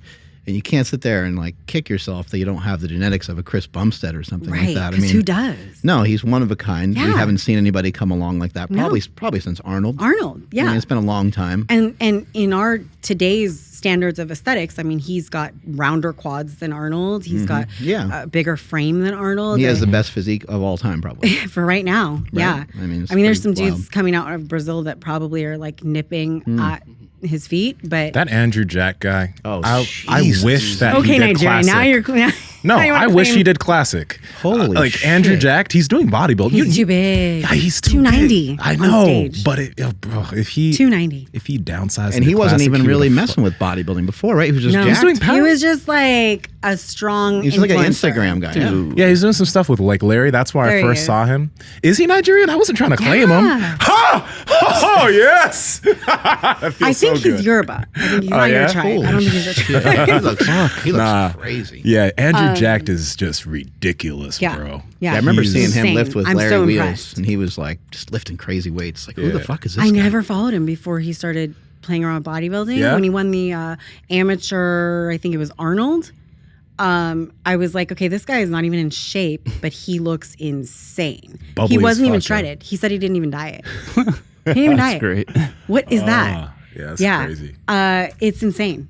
I think he definitely has a shit ton of potential for potentially like Mr. Olympia. Shout out to Flex Wheeler. Flex Wheeler's been talking about him a Yeah, lot. that's his coach. Yeah. It's one of his coaches. But yeah, I mean, if he polishes his posing a little bit more, and I was really impressed by this Texas show routine. But if he polishes his quarter turns and gets a little more shredded in the back, because he has a little bit of thick skin on his glutes, he could be Mr. Olympia. God damn, dude. dude. And it's really inspiring because I'm also someone who just did 2 shows and I'm a pro and I'm like, I don't know if I'm like that, but Yeah, hey. it came out of nowhere. Yeah, I love the idea of coming out of nowhere. I think it's awesome. Pat Project family, I hope you guys are doing well. Now, we love meat. We love to eat meat on this This is podcast. true. We've This talked is about it. Yeah, we talked about it a lot. That's why we partner with Piedmontese, because they have amazing cuts of steaks, some that have a lot of fat, some that are a bit lower fat. But no matter what diet you're on, you can fit Piedmontese steak into your diet. It's fucking good. Andrew, how can they get it? Yes, you guys got to head over to Piedmontese.com. If you guys know how to spell it, say it with me. That's PIEDMONTESE.com. And at checkout, enter promo code POWER for 25% off your entire order. And if your order is $150 or more, you get free 2-day shipping. Links to them down in the description as well as the podcast show notes. Let's get back to the podcast. But one thing that's really cool about there's you, there's Maddie Forberg, there's Hunter. Obviously Hunter. There's someone else too that comes to mind that was Powerlifter too. Herbie just destroyed Who? Andrew Herbert. Andrew Herbert, but I'm talking about women. Oh, okay. Sorry. Yeah. I was But thinking about Powerlifter. Andrew Herbert, did he just do a he did bodybuilding too. show? He did too. Oh, did he do He's well? another freak of nature, huh? Yeah. Another well? upside down Dorito. One of Yeah, my he did favorites. very well. Yeah. He's jacked. I love us big trap people. And Andrew has traps for his shit is Oh, yeah. all stacked my as a favorite, trap. those are my friends. Like my best guy friends have the biggest trap. I think I just like it because they make mine look small, which is very hard to do. Good Lord. But you're looking for women. Blanca Vlock, I think is her name. She was a powerlifter and she's pretty darn strong. A lot of people don't know about her. She's a little under the radar, but she became a pro at my show. Oh shit. She won her In height what? class in women's physique. Physique? Okay. Okay. Yeah. There's some more. There's somebody else that I was thinking of. I totally lost her. I can't- But it seems like women who come from that because of all the volume of powerlifting and strength training. Yeah.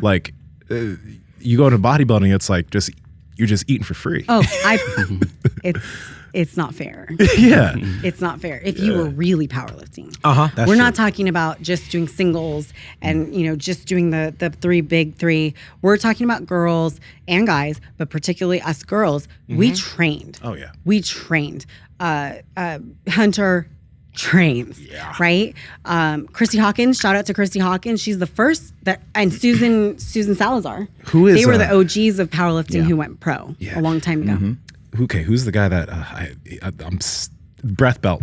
He came here. Joe Sullivan. Joe Sullivan. Who's his Brianni. girlfriend? Brianni. She just competed. Yeah. She just competed. She got first call out at USA's, which is great because she's really young.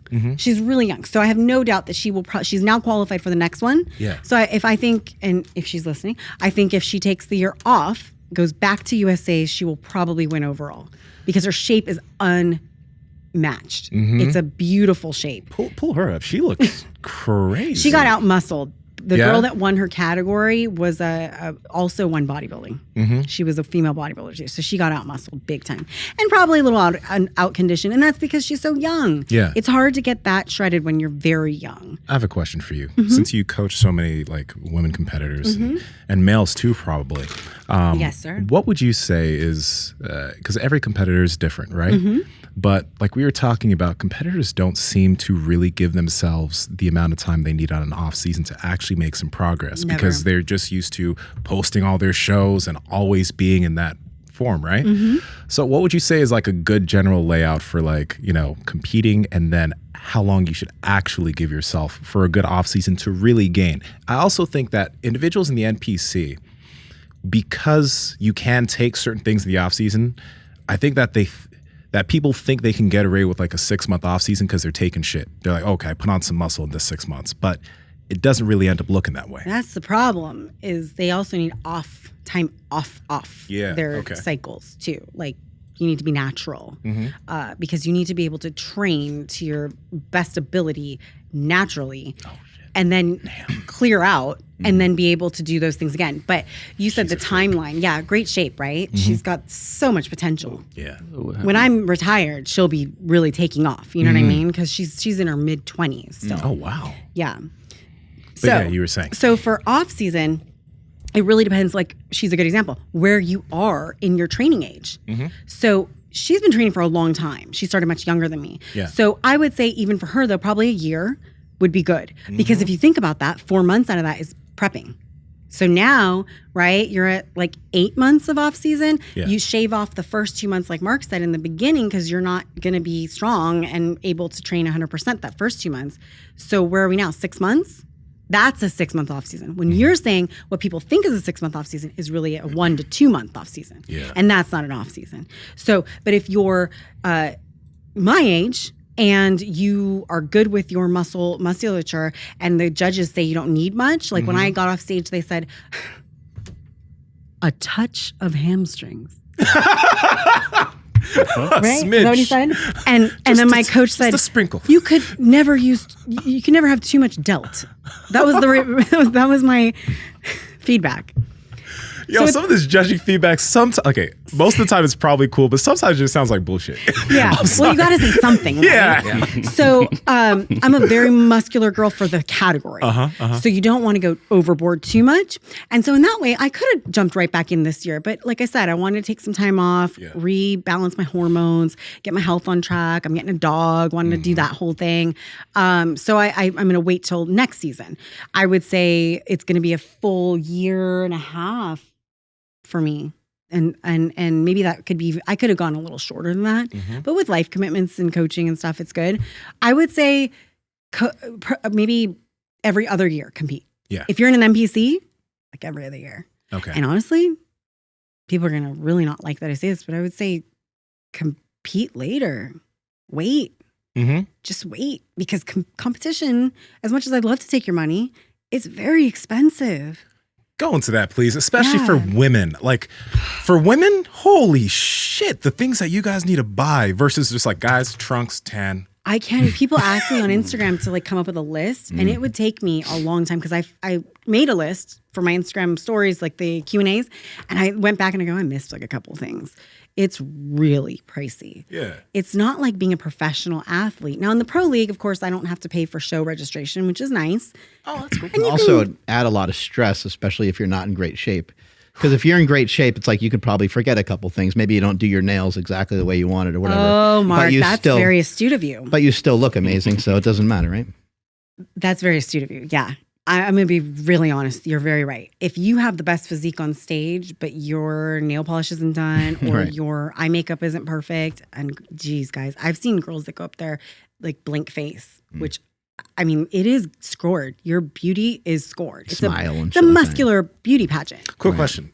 Is beauty more scored, as in like just the glam stuff, more scored in bikini? And then as you go into figure, physique and stuff, No, it's true. Is it true? Yeah. Okay. I would say from the size perspective, we go bikini. They say wellness is in between me and bikini, but it's not true. They're huge. So we'll just say what they say. Bikini, wellness, figure, physique, women's bodybuilding. Okay. When you surpass my category, figure, then you're not really held to the same level of the beauty standards, I think, as the other ones. So like you could wear your hair in a bun in women's physique because you're flexing your biceps and you're doing posing, real bodybuilding posing, and particularly in women's bodybuilding, you're doing a lot of bodybuilding posing. But for something like figure and wellness, you need to be on point. Your nails need to be coordinating with your suit, and your jewelry needs to coordinate. And all that shit costs money. Your hair, oh baby, does it cost money? Yeah. I mean, thank God I was a makeup artist, so I do my own makeup and my own hair. Oh, that's sick. But that saves me $400. You have to walk around in heels too? Oh yeah. How much are the heels? Let's just tally some of this shit up. The heels run about $120, but you can find some cheap ones on Amazon, guys, for $75. Okay. So let's just say $120 for the heels. Hair, nails, makeup. Oh, hair's like $200, makeup's like $200, so like $400. Nails is gonna run you about $150. $150 for nails. Okay. Damn. I like the heels, but it's weird. I mean, I love it. I dig it, but it's odd. I love it. Sam loves the whole the reason why she loves bikini it looks sexy, is because it's just glam. Yeah. Like she just loves the glam aspect of it, which is respectable. Yeah. I don't know what the hell. I never thought I would like it that much, but she was saying I look way more comfortable on the bodybuilding stage than I did on the powerlifting platform, which is very strange. I mean, it was like my inner showgirl came out or something. I really have a lot of fun. Some of it's about just getting people to like you, right? I mean, some of it's You gotta just get about the- like that reaction that you get. But I think for me, it merges the best of both worlds because as a makeup artist and I'm into fitness. So you get to do the glam and the fitness and like, I don't know. I still practice posing every single day. I love it. Oh, that's cool. I love it. Okay, so we're back on the budget. Back Let's on the go. budget. Okay, so how much is the suit? Anywhere from like, I'm talking used, like $350. Are you serious? Jesus. Easily. All right, 350 to like that's minimum. 1,200. 350. I rebuke that. What the fuck? 1,200? I think What there's makes guys that are them- listening to this right now. They're like, you can buy used bikinis. They know that you can buy. Oh, yeah, they know Oh for my sure. God. What The makes guys them in my unopened DMs know you can buy used bikinis. What makes them so expensive though? Isn't it just like a? The bedazzle. I know it's got They're like sequins and shit. They're Right? hand beaded, literally one bead at a time. And the women or men, I don't know, but I've only seen women who make them. The people who make them, they custom make them to your body. Got it. So and every week you check in to make sure your You were measurements. saying are something about constant. glue? Oh, butt glue. It's got to be glued to you? Yeah. Rosie's your glue mate? Your glue girl? Bikini glue person. Yeah. There's usually people back there at the big shows. Hey, I would glue your suit to you just so you know, like if you want to do bodybuilding. I would appreciate do you it. for that. Now there's You're going to be gonna like get a lot- an influx of people like trying to. I got like Gorilla Glue. I'm back there. Let's just say an average of 800 on the suit. Yeah, 800. dudes I'll are go for definitely that. going to be hitting Mine up, was being like like, "How do I 800. become a glue 800? person?" Wait, What else? but you know the interesting thing. Tanning costs money. Oh, how much That's is tanning? $100. Oh, okay.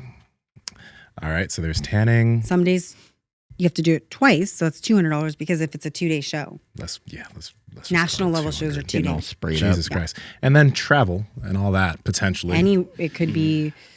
Gosh, I spent about 10 grand on that show because I flew my whole team out. Like, Okay. I You flew the whole out team 2 out. friends to help me. T came out. So we had an Airbnb plus the hotel fee. And this is all just for like competition day. You're not talking about like food throughout the whole prep and all that. Oh, Because that my would be like God. ridiculous to Can't track. Yeah. So far, without the travel, though, we're at $1,700 for like the minimum that a female like Yes, bikini that or would be about right. figure That would be athlete about needs. Yeah, even amateurs. Even Like, amateurs. Yeah, it would be because you got to pay your NPC card. Yeah. I don't know how much that is. I think it might be $100, and then your registration fee. Ooh, I did multiple categories called the crossover, so that's gonna be about $300 for crossover. Now we're Yeah. over 2K. Yeah. Easily over 2K Yeah. just to get your foot. And like you were in. saying, if you take PEDs to get there, or if you're natural and you take supplements cost money. I mean, I had lots of sponsorships, so like those didn't cost me money, but it does. And then food. I mean, shout out to Piedmontese Beef. They helped me get through a lot of my Yeah. prep. Yeah. Were you eating that during prep? I did up Yeah. until the very end. That's sick. Until the very end, because low digestion fat. gets a little like Yeah. rough. Oh, you could trade it out for chicken any day. Mm-hmm. Yeah, That's sick. ounce for ounce, it's about the same, honestly, and it's so high quality. Like, It came down to the end. send you me more beef, please. switched to fish.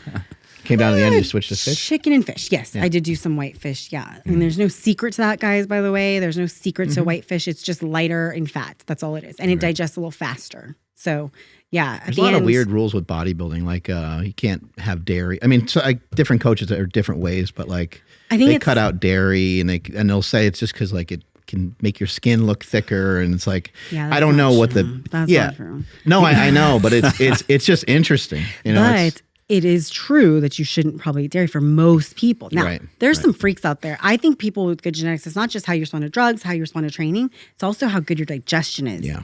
There's some people that are tanks.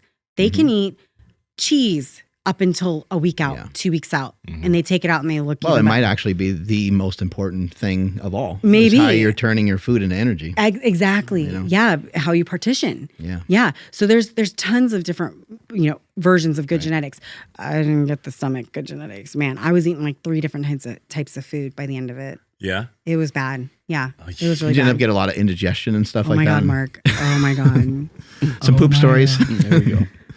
Oh my God. Yeah, it was, it got to the point where I had like basically IBS towards the end. Ooh. Aw. So that's sexy. But yeah, happens. It yeah. happens. The digestion thing is hard because if you're eating like nothing, then it's hitting your stomach. What do you think was causing some of the issues? Was it just like vegetables or like? Yes.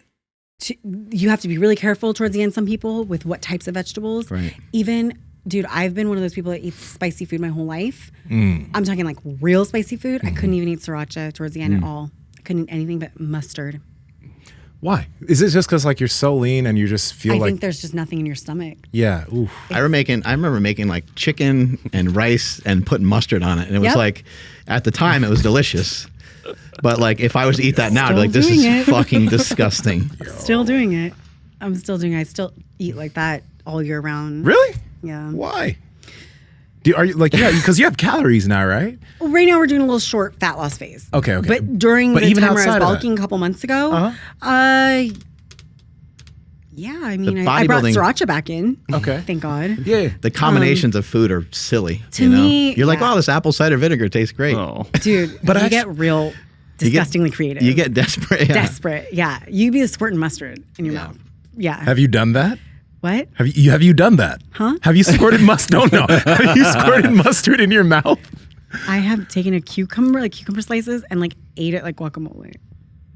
God. That's an eating disorder. It's a controlled eating disorder. Yeah, but I'm curious. Like your eating style has definitely probably changed from powerlifting. Yeah, quite a But bit. even when you're in your off season now and you have more calories, you're still kind of restrictive on what you eat. Like, what do those foods look like for you? One, the priority is, does it have the micro and macronutrients that I need? Two, can it provide some supplementation for where my blood work is a little bit lacking? Okay. That's a big thing because I have a RD as my coach. Yeah. And I use, Merrick. They encourage me to eat certain types of foods. And then three, digestion. Does it work well with my digestion? Does it allow me to go to the gym and not feel bloated? Does it allow me to get good sleep? So my mindset about food has changed a lot in a pretty constructive and healthy way, in my opinion. I don't think that's the same for everyone. But for me, it's not as much about, is this food going to bring me pleasure? Although I do make my food taste good. I'm a really good cook, so I can spice my food even if it's boring. It still tastes yummy. Yeah. Even my friends that don't compete like my food. But those are my priorities. Is it going to meet my nutrient value priorities? Is it going to make me sick? And can I digest it well enough to go and train? That's during sound, the yeah. off season. It got a little rough. Like, you're eating so many carbs that you're just so bloated and just sort of gassy and not feeling like you want to be go in there and just like train hard. Yeah. So I'm really glad to be out of that stage. And I think going forward, we're probably not going to feed me up as much because I am a little bit more mature in age. And so I don't need to put on a lot of size. And I think that I can probably even grow. That is a strong suit of mine. I can probably grow with a little bit less food. Okay. Yeah. Cool. Especially my upper body. Yeah. I just think about it and it just grows. So Weird. I'm curious too about this aspect of nutrition too, because now you've kind of pared down the foods you eat.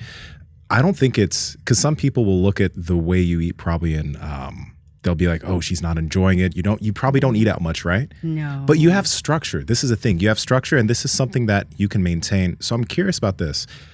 I don't know when you plan on retiring or whatever, but have you thought about how your eating may change or if it will change? Oh, yeah. What does that look like? Well, I have a really good example right in front of me with T. Okay. So he still eats like a bodybuilder. Okay. Every day he eats looks like dog food, like rice, meat, really nice veggies. He always eats a lot of veggies. And he also eats a lot of, we eat a lot of fermented foods like kimchi. And he plays around with some other fermented vegetables and stuff like that. But that's the one that suits my stomach pretty well. So I eat that every morning. But that's how he eats every day. He eats that with like some sort of fat source. So like nuts or all oils. We put like macadamia nut oil in our food. We don't eat a lot of, we don't eat any, do we eat any processed foods?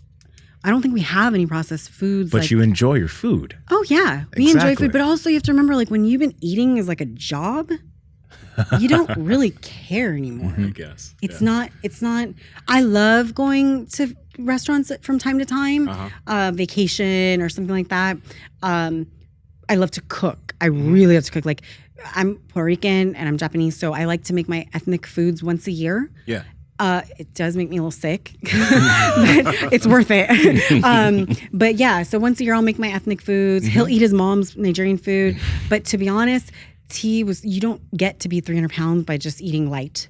So when your job was to eat 1,000 carbs a day and 500 grams of protein a day, you don't care about food. Just figure out how to get it down. You just don't care. Yeah. He drinks egg whites out of the carton. Even to this day, and he's been retired for years. He just doesn't care. Yeah. He'll even be that freak that drinks aminos with no flavor. Oh, that's really bad. It's disgusting. But yeah, we're a little different. But I don't We're a little different. But that's the thing. I don't think that necessarily that's what you like to do. It's Yeah. what you like to do. Yeah. And it's not, I think it is kind of abnormal to be eating out a crazy amount. Like normally people eat out a lot. They have a lot of processed food. Like even though that's normal, that's not necessarily good. No. Right? Like Yeah. there's an extreme side of both, but you're enjoying your food. You're able to get creative with it.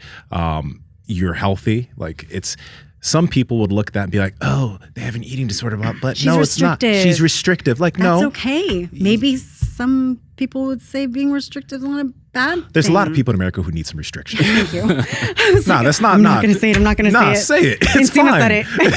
It's fine. Yeah. So people come to me all the time for coaching, and I think I'm good at incorporating those types of lifestyle choices into their plan. And being realistic. You don't have to like micromanage your food the way I do. You're not trying to be a bodybuilder. She's my client. She's lost 50 pounds in the past year and a half. Awesome. Congratulations. And I don't think we're restrictive. You still eat out. She still has treats every so often and, goes and get yummy lattes every so often, but she tracks it. Even if you're not tracking it to the dime and nickel, you're tracking it and you have I think ultimately it's an awareness. Having an awareness of what you're eating, what's in your food. Yeah, just because you don't track it doesn't mean it doesn't count. Yeah. It still counts, right?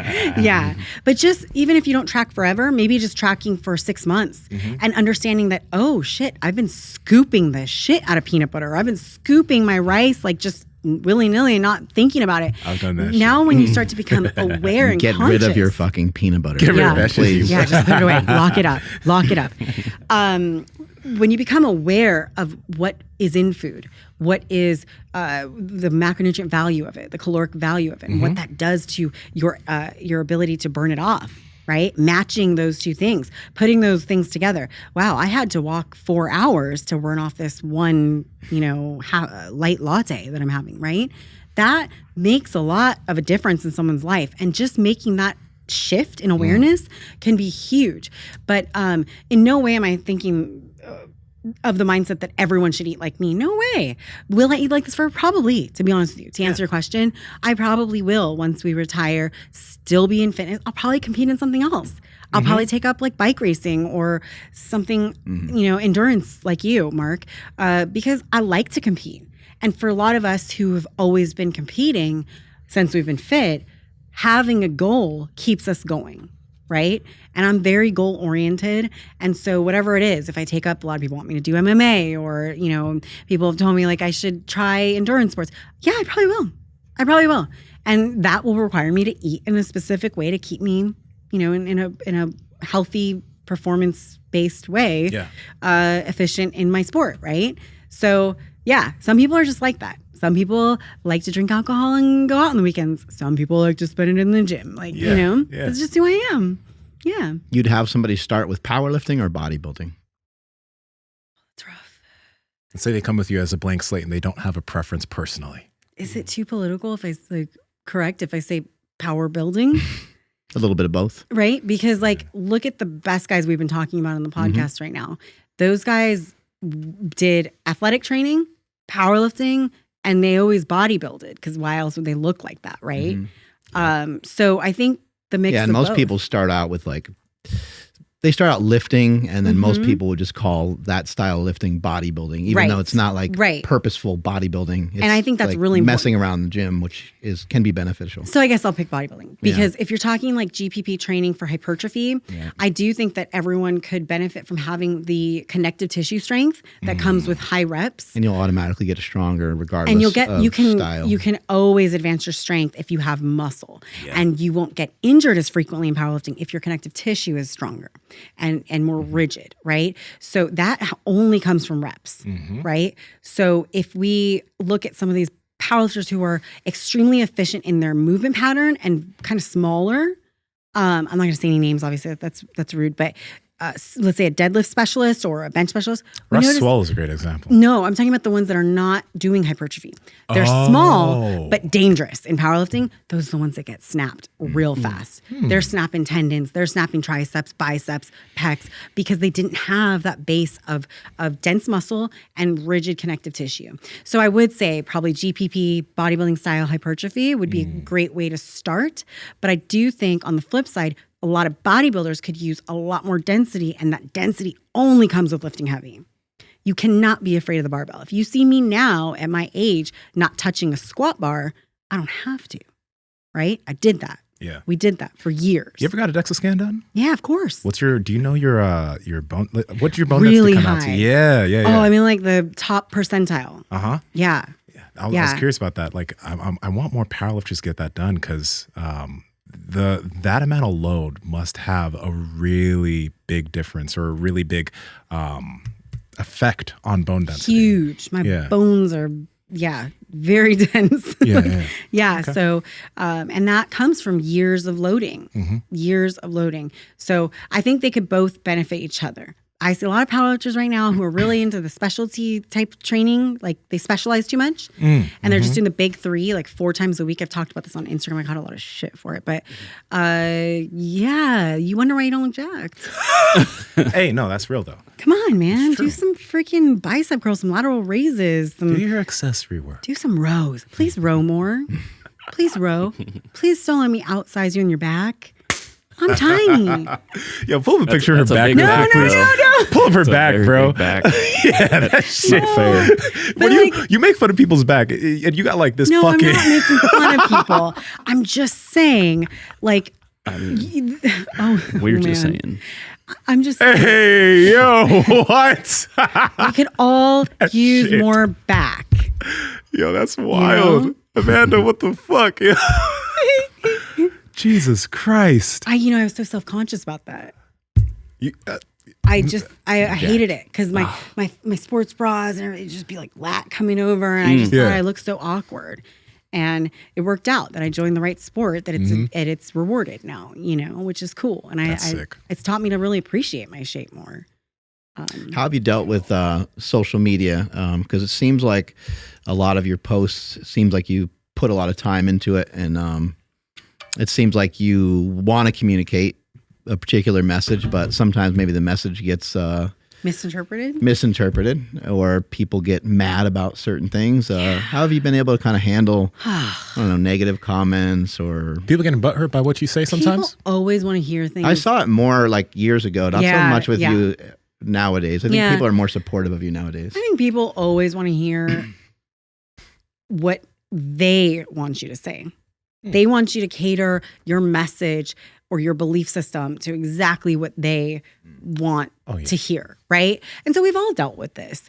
I think that being a female in a male-dominated space, and also at the time, not anymore, I will say this emphatically, not anymore, but at the time, being a female of color in a very white male-dominated space kind of just made people be like, dude, we don't want to hear from you. You just triggered so many people when you said that. Yeah, but it's true. I know it's true. It's really true.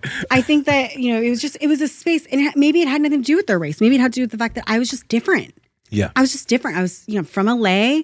I wore makeup in the gym. I wore my gold hoops in the gym and my, whatever. And I was talking about exercise science and strength training in a real way, the way I'm with you guys. Yeah. And I think people had a hard time respecting me for that. And instead of being I passive about understand. that. Yeah, it's like a female sports reporter that's like real attractive or something like that. That's reporting on the sidelines of football. And guys are like, "Oh, shut up, Yeah. just be hot," you know? Exactly. Not that was like my experience, but yeah, I think they were like, It's different. Just lift, I guess. Like, you know, but all your lifts are fake. They're probably just PEDs. You know what I mean? Like, people didn't want to accept anything that I had to say, and instead of being more passive and just letting my work speak for me, I think at the time, if I could go back and shut me up, I probably would, because I would have just told myself back then, allow your performance to speak for you, and let people deal with it the way they want to deal with it. So I would probably just shut the fuck up if I were going back and talking to younger Amanda, because I have nothing to prove now. But I couldn't tell myself back then that. I thought I had to elbow my way into the big boys gym and let them know that I knew my shit and that I was strong and that I knew about training and stuff like that, you know, because I had worked so hard to be accepted, as you were talking about earlier. And the reality is not everyone's going to accept me, and that's totally fine. But it's not until you accept yourself and you're 100% confident with what you bring to the table that you realize it doesn't fucking matter if people like you. And so if some powerlifter and wherever doesn't like me and wants to tell me to go fuck myself, or that I'm gross, or like, you know, just one comment in all caps, steroids, you know, or like, you know, you're a dude. She's probably a dude. Like, if they want to say that about me, I should just say, okay, just move on. And at this point, I can. But that's because my performance has led me to a place where I'm like, I have nothing to prove to you. If you don't like me, that's a personal problem. You can't say that I suck. I don't. And I know it. You don't seem like a person that lacks self-confidence. Was it harder in the beginning? Like, would the things really hurt you? The comments really? Oh my God. I mean, like literal breakdown. Yeah. Like breakdown. Like. What was the main thing that really bothered you? What was the main thing that really bothered me? People really attacked me for speaking my mind about something. So if I said something that I didn't like, or especially like my belief systems or you know, things like that, people would shut me down and call me bad names and basically just tell me to keep lifting, like shut up and dribble type thing, you know? And that was really hurtful, because I think you know, I am half Japanese, and I think part of like my culture from growing up with my dad was that I need to be respected for my mind. That I need people to appreciate that I'm not, you know, just someone to look at, or just a body, or just whatever. And for me, I think that I always just wanted to be respected as being kind of smart, or at least well-spoken, or something besides just lifting. And when people really wanted me to shut up, I felt the need to push back. And so that hurt. But yeah, I suppose the body image stuff was not fun. I'll tell you that. It wasn't fun. And it was incessant at one point. It was like constant. And for some reason, like there's a group of men back then, I don't think so much now, but they were so triggered by a strong woman that like it was so bad. People would send me like suicide threats, like you should kill yourself, or rape type of threats in my DMs, in video of their actual face, like telling me that they want to rape me or kill me. And so that... Well, in your defense, I think that would shake anybody. Yeah, I got terrible. A lawyer. Like I was really scared for my life, kind of, for my safety. And I became a little closed off and like didn't want to go out and do events. And I didn't seek out like going to the Arnold that next year and you know, like all types of things, because I just felt like it starts to manifest in your mind that it's going to happen everywhere you go, right? And you saying I don't seem like a person lacking confidence now. Well, it took time. I had to pull away and really just work on myself, get some counseling, and, you know, pull in my inner circle of friends and really just like say to myself. And like I said, I've come out of it realizing I could have changed some things. I could have done things differently. I could have said less and just performed more. And so I did that for a long time. And then look what happened. My career continued to flourish in a different way, and my confidence continued to flourish. And I think what I realized is you can say a whole lot without saying a whole lot. You know. So Do you miss your girlfriends, like lifting wise, like and going out the and powerlifting scene? eating some donuts and shit like that? Oh, okay. I miss the donuts. Sidecar donuts probably misses my money in LA. I do. Those days won't be like, you can't replace those. Like, you can't replicate that. You just can't. It was so fun. We all we did was train. We had our online clients. We barely made any money back Now then. you kind of you have a training partner now, right? I'm very solo for the most part. Right. Because And we just moved kind out. of headphones and in your own thing. Yeah, because we moved out to the suburbs to go to med school. So, I'm kind of on my own. But every so often, I'll jump in with my friends or with my clients, or I'll drive out back to central LA and I'll train with some of my old partners. It's not the same on bodybuilding. They're like squatting big numbers and stuff. But I do miss it. Those are times that I just, you won't be able to replicate, right? We were just having so much fun. And I feel like either we were going to break our hips or we were going to become like monsters, because it was just such an enriched environment of like strong bitches, just like super strong bitches who just didn't care about the way we looked. We just wanted to get big and strong. And that's like, I think everybody should experience that. I wish everybody should have a group of friends like that. There's the name of the show. Strong bitches. Super strong bitches. Yeah, man. Shout out to the strong girls. Yeah, they're really doing it out there, especially now. It's crazy how strong these women are. Yeah, I'm so impressed. When you mentioned your blood work a little bit ago, we didn't kind of go into it, but how long have you been doing blood work, and what did you kind of notice from it? What did you change after you started getting that data back? Yeah, we've mainly only talked about men's blood work. So it'd be interesting to learn. Yeah, talk about us girls. Immediately when I started doing PEDs. Okay. Yeah. So I have all the historicals from that time on till now. So what I was looking for, mostly because because we don't take a lot, our biggest concern for the most part, the long-term concern, is your sexual hormone health. So virilization and also just reproduction, right? Yeah. So looking at your sex hormone binding globulin, looking at your LH, luteinizing hormone, looking at your progesterone, your estrogen, and your testosterone, your prolactin, those numbers, making sure that they come back online in a timely fashion before you need to go back and do another round of PEDs or whatever it is that you do. And even if you're not on PEDs, if you do diet really hard, that is something you want to take a look at, because your hormone system as a female is a very delicate thing, and it will just completely shut down. Even just you will become, menorrhagic, even when you are not on PEDs, even just at a low body fat percentage, right? So these are things that we should be well aware of as women who train, clean or not, right? Natty or not. And I think it's something that is getting more universal. Like we've talked about Merrick and a few other companies that I've worked with that are trying to put good content out there about staying on top of your hormonal health or all health. And I hope in the future that it's going to become just a normal thing. I actually I ask my new clients to get blood work, and I'm actually going to start offering coaching packages with Merrick enveloped in it. Yeah. So they can get a consultation with someone who can explain their blood work, not me, someone, who has more training, and that it's a little above my pay grade and out of the scope of what I'm supposed to do. Yeah. So they can actually speak to a physician who understands their sport and all those things. So that is the majority of it. But there's also, same thing guys are looking for. Your AST, ALT numbers, right? So your liver values.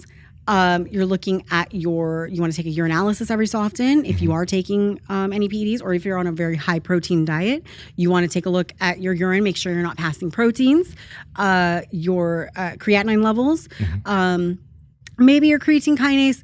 The thing, I don't like people to get too crazy about that, because we train so hard. Even if you're running hard, you're going to produce a lot of that enzyme. My creatinine's always high. Exactly. We're always training. So what I say is probably don't want to train for at least a couple days before you get your blood work done. Yeah. But I wouldn't flip out over like CK levels, because even your AST, ALT, if they're just right over range, that could be training. That could be a lot of stress outside of, you're not having acute liver failure, right? If you're 1 point over.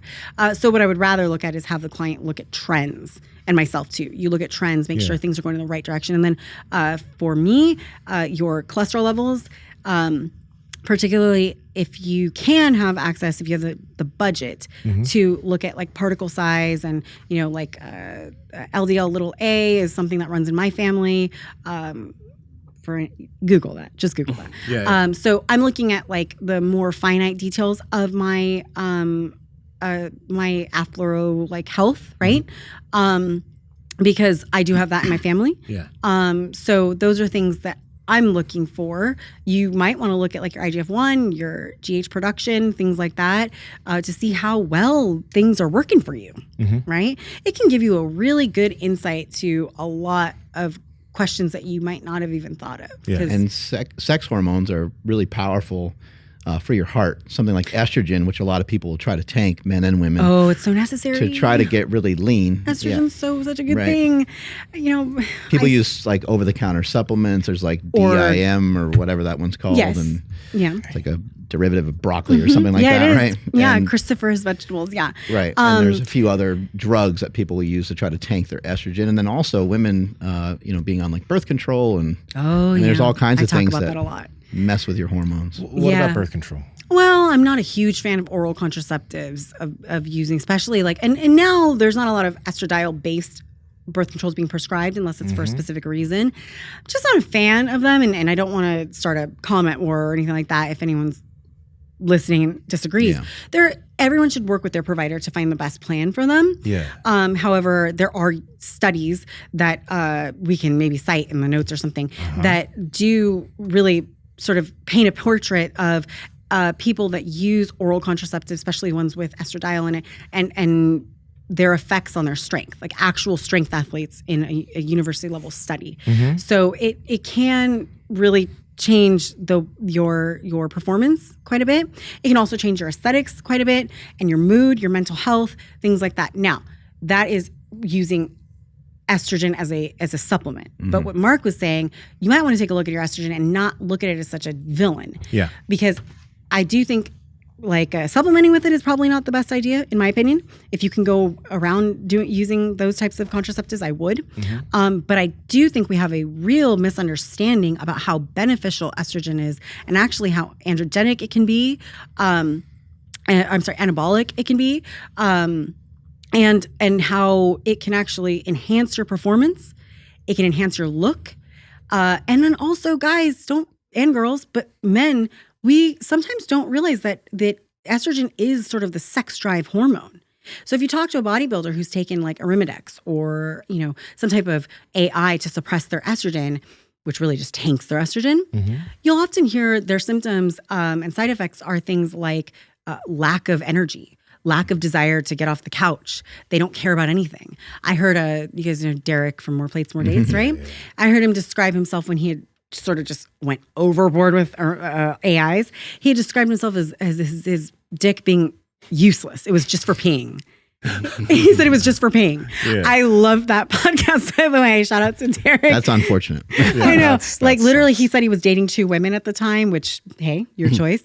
He was a player. He dumped both of them because he didn't even want to use his penis. So you know, that's what estrogen, it has a very powerful effect on us. Now, for women, same thing. It is our sort of ambition, I would call it hormone, our drive hormone. So tanking estrogen at the end of your prep, well, don't get me wrong, definitely done it. Not as necessary now that I've read the science behind it. It's not as necessary as people think. And I would really... if you monitor your blood work, monitor your symptoms for men especially, if they're aromatizing using high testosterone, monitor those symptoms. Maybe just pull the testosterone down and stop aromatizing. No, we can't do that. Right. But there's a lot of other levers to pull. Right. You can maybe use, I don't want to give drug advice, but there are other substances that you can increase instead of leaning on 1,000 tests. And let's be honest, powerlifters are using... People use Masteron or Primobolan. We could go down that road of estrogen using... down a little bit more modestly without all the aromatization, right? So this is the type of stuff that I counsel my clients on about trying to get them off that sort of stereotypical cycle because it's very dangerous. Estrogen is very, very beneficial and essential to your health, heart health, brain health. We don't really know the long-term effects of neurotoxicity with estrogen and especially our sports of suppressing estrogen. I wish we could just sell steroids on this podcast. It'd be great to give them a link good. to click right now. Is Here's that a what cycle. this turned into? Here's a cycle right here. Just go right there and click that. Okay. We actually can't. All right. That is if not- anyone's curious. That's all him. That is all him. If the IFBB is listening, that is not me at all. IFBB seems to be in favor of steroids. Huh? Yeah, actually. don't I mean, if test. we're being real, they don't test for They shit. seem to love people being jacked. She's like, I Right? gotta go. They started all this shit. In the first place, I think. Yeah, exactly. They're all about it. Anyways, if you saw it, I was listening. Yeah, I think that's my spiel on estrogen. I think a lot of people really undervalue its benefits and overvalue suppression. It's what I've seen in the bodybuilding world, and I think that's very dangerous. It's not something we see in the powerlifting world as much, but in the bodybuilding world we do, and I think that's super dangerous. Do you teach people some ways to like reinterpret stuff so they're not as stressed? Because stress can be kind of a killer too, right? Huge killer. If people are like so worried about their diet, so worried about their cardio and their training, and they think that food makes them fat, and they're just so obsessive over stuff, it's kind of hard. It's like a little hard to lose weight when you're so frantic that way. 100%. We were just talking about that on the way here about how you can't make huge weight loss changes when you're in a overstressed part of your life, right? You can make changes, but they may not be those sweeping, like my friend here who's lost 50 pounds in a year, like that may not happen for you, but you can definitely make some lifestyle changes that once stress comes down, you can definitely make some huge gains because it's the habit formation that's the hardest part, right? So yeah, stress is a real goal killer. And things that I often talk about to my clients are, eliminating unnecessary stressors. A lot of times we think we need to do a lot of things that we don't. And my life is very simple. I wake up, I go walk for 3 miles, before everybody's out for the day. I have time for myself. I sip my coffee and don't talk to anyone. I don't speak for like 4 hours in the beginning of the day. And I think the first time I speak is when I speak to like the person who works for me. And I'm like always like, and I think that's really, really helpful for me. Breath work is really, really helpful. And cleaning up your sleep, hygiene, understanding that how important sleep is. You guys talk about this all the time. How much do you sleep, by the way? About 7.5 hours. 7.5? Yeah, I wish I could go 8, but my body just wants to get up after 7.5. I also have a question for you, since you probably know so many women, and don't forget your train of thought. Oh, sure. But have you found that women tends to sleep a little bit longer than men on average? Just curious about that. In bodybuilding? In bodybuilding, because like with the clients you work with, they're generally, they're generally bodybuilders. But Okay. I think I have the answer you probably are thinking. I think men think they need less. Yeah, they do think they need less generally. I think that they need less. Which isn't, They actually need a lot. I think men think they need less. I think women, particularly women who are in dieting, probably do sleep less. Because guys will start, guys are not as rigid as girls when it comes to dieting.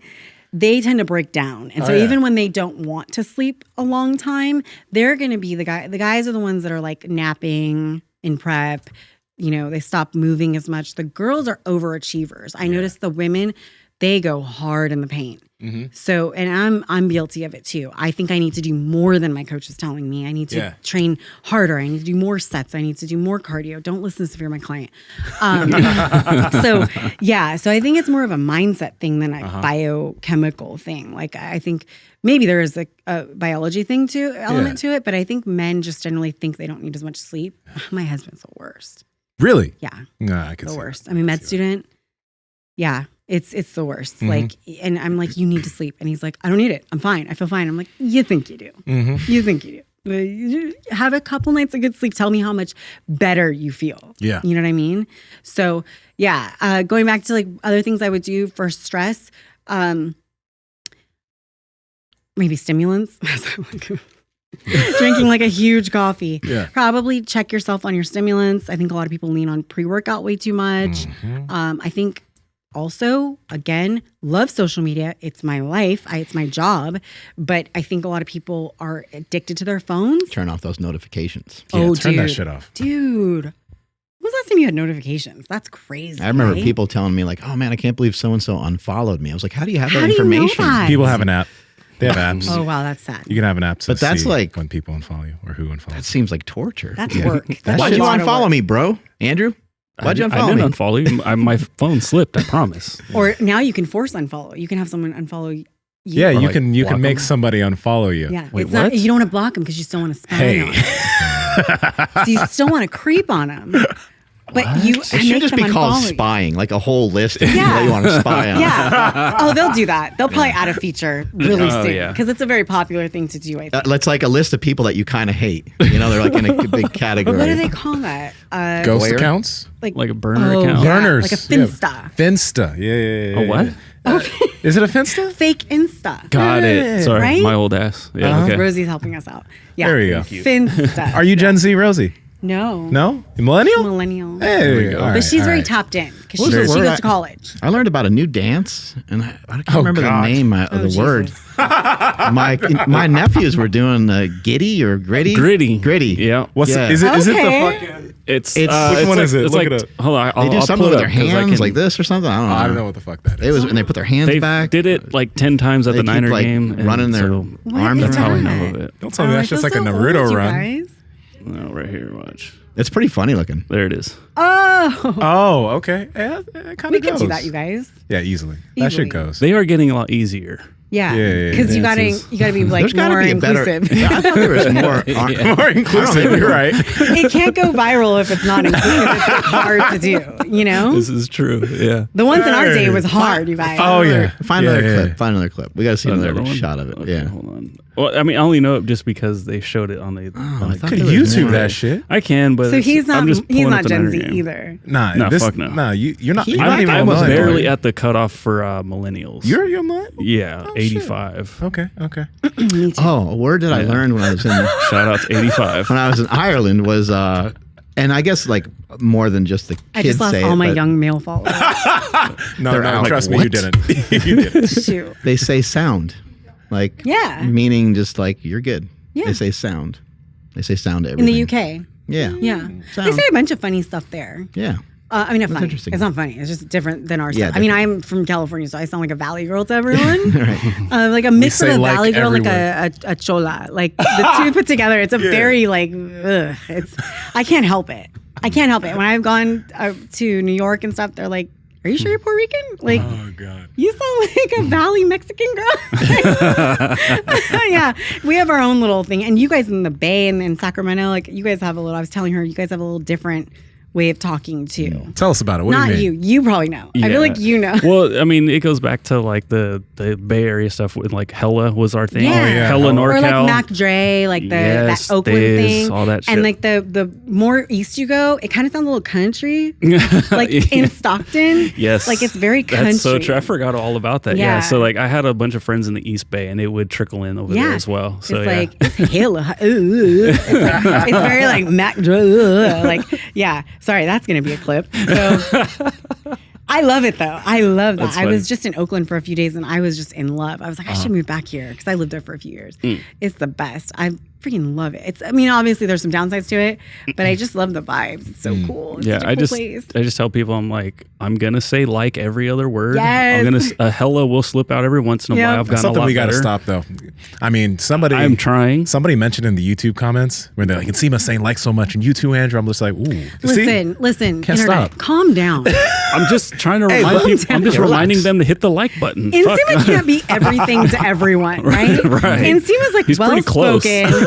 He's handsome. He's like chiseled out of stone. What do you guys want from him? He even like works out his toes. You know? He does. And his finger, it's extensor muscles. Yeah. Like, what do you want from these guys? Mark used to be like freaking 1 million pounds, and now he's like running a marathon. You guys want them to be like, you know, that's what I'm talking about. The internet is They're working stressful. on it, though. Crazy people. Yeah. So I think that would help. People need to shut their phones off a little bit and have more, you know, in IRL time, as the kids call it, right? You need to like live in the moment. And training is not an internet exercise. It's not supposed to be all about your phone, man. Have some shit that's to yourself. Yeah, dude. Like, enjoy training. I can look at people in the gym and know they're not going to be great because they're so invested in their phone. They're so invested in Instagram. They're not training hard. There's no way you can train hard. I think some people don't have experiences that are like wonderful enough to understand that some things eclipse posting on social media. Yeah. Dude, I've had massive Unfortunately. PRs that I never put on Instagram because I was in the moment and I was just caught up with my boys in the gym. Or just and something cool with your husband. You know? Oh yeah, all the time. People just Like, oh, it's kind of nice. Kind of nice to get a selfie because we're here or whatever. But then you're also like, I don't want to ruin the moment. Yeah, like when this is legit. When you have cool. such a busy life, like sometimes that's the joy. That's the you mentioned that you two have your own shit going on, and I think that's really important for relationships. Yeah. If one person doesn't have much going on, it can kind of pull on the other person a bit. Yeah, I think that we sort of motivate each other in a way because neither of us is ever not busy. And so, if your partner's getting up before the sun comes up and is doing crazy things that take so much effort, so much time, you're going to want to get up and go too. You don't want to just sit behind and get left behind. And when he sees me training my ass off, he remembers, I'm retired, but I can still go out there and train. You know what I mean? And we kind of keep each other in check that way. I could never just be like a do nothing wife. Like I run multiple businesses now and I'm going to start competing again. And I think it works really well for me because I'm not codependent. So it would be weird for me to have someone pulling me. Did you guys have more time together during COVID? Oh, yes. He was doing school inside. Are separate for a while for most of the day and stuff like that, right? Not then. Yeah. Right. So we built a home gym and I bought a Stairmaster and a treadmill and a bike. So I did all my prep for the most part at home. Wow. And he was coaching me. So at the time, it was really good for bonding. He was in school on his laptop for the most part because of COVID. Oh shoot, you're not supposed to say that word. Demonetized. We're good now. It's okay now. Okay, cool. It's good now. It's good. I always say the Rona or whatever. So yeah, I think it was a unique experience. Again, a very enriched environment where you had two individuals working super hard under the same roof, like a live workspace, and then me training super hard and him micromanaging my nutrition and my training. Well, actually, I do my own training, but micromanaging my nutrition and keeping an eye on me and having not even a check-in with pictures, you know what I mean? So yeah, it was an interesting deal. I don't think everyone can do it, but we gel really well professionally and personally. So it works out well in that regard. But again, not everyone can. My coach coaches his wife too, and that works for them. We're very similar. Like our dynamics and their dynamics very similar. Yeah. But yeah, everybody has to find what works for them in their partnership. We're extremely goal oriented. I don't think there's ever been a time where we're not going to be working towards something else. We just feel like we have a purpose here for something. His is to like save the world and be a doctor, and maybe mine is to eventually help him fulfill those goals in a business way. But for right now, I'm really enjoying being an athlete. Like I'm like a full-time bodybuilder. Yeah. It's really What weird. businesses do you manage? Because you mentioned having multiple. Yeah, so I coach, and then through the last few years, I've owned Donuts and Deadlifts. It's a clothing company. A lot of people in my space probably know it. We're kind of dwindling down Donuts and Deadlifts at the moment, and I'll probably just use that. I'll fill that space with more of my coaching apparel and things like that. But it had a good run. We were probably the first food lifting concept brand, and it was a good 7-year run. Yeah, I saw a lot come out after, a lot of food lifting ones come out after tons, Donuts and it's been a Deadlifts. really big category, But I think I'm evolving as an individual and as an athlete, and I don't think it's really, like you said, I don't do donuts after I lift anymore, so it's not really an honest expression of like my actual lifestyle. And I think we're going to be moving towards more of that. I think I have a responsibility in that space to promote health, because I think that I realize from firsthand experience that it can be a healthy space, but it can also be a very, very, very unhealthy space. And I think that I want to spend my time, as long as I have any small amount of relevance in the space, to at least promote what I would think are more healthy behaviors and habits. And donuts are great, though, by the way. Love donuts. And I love the brand, and I've always loved it. That's why I took it on after Chrissy exited.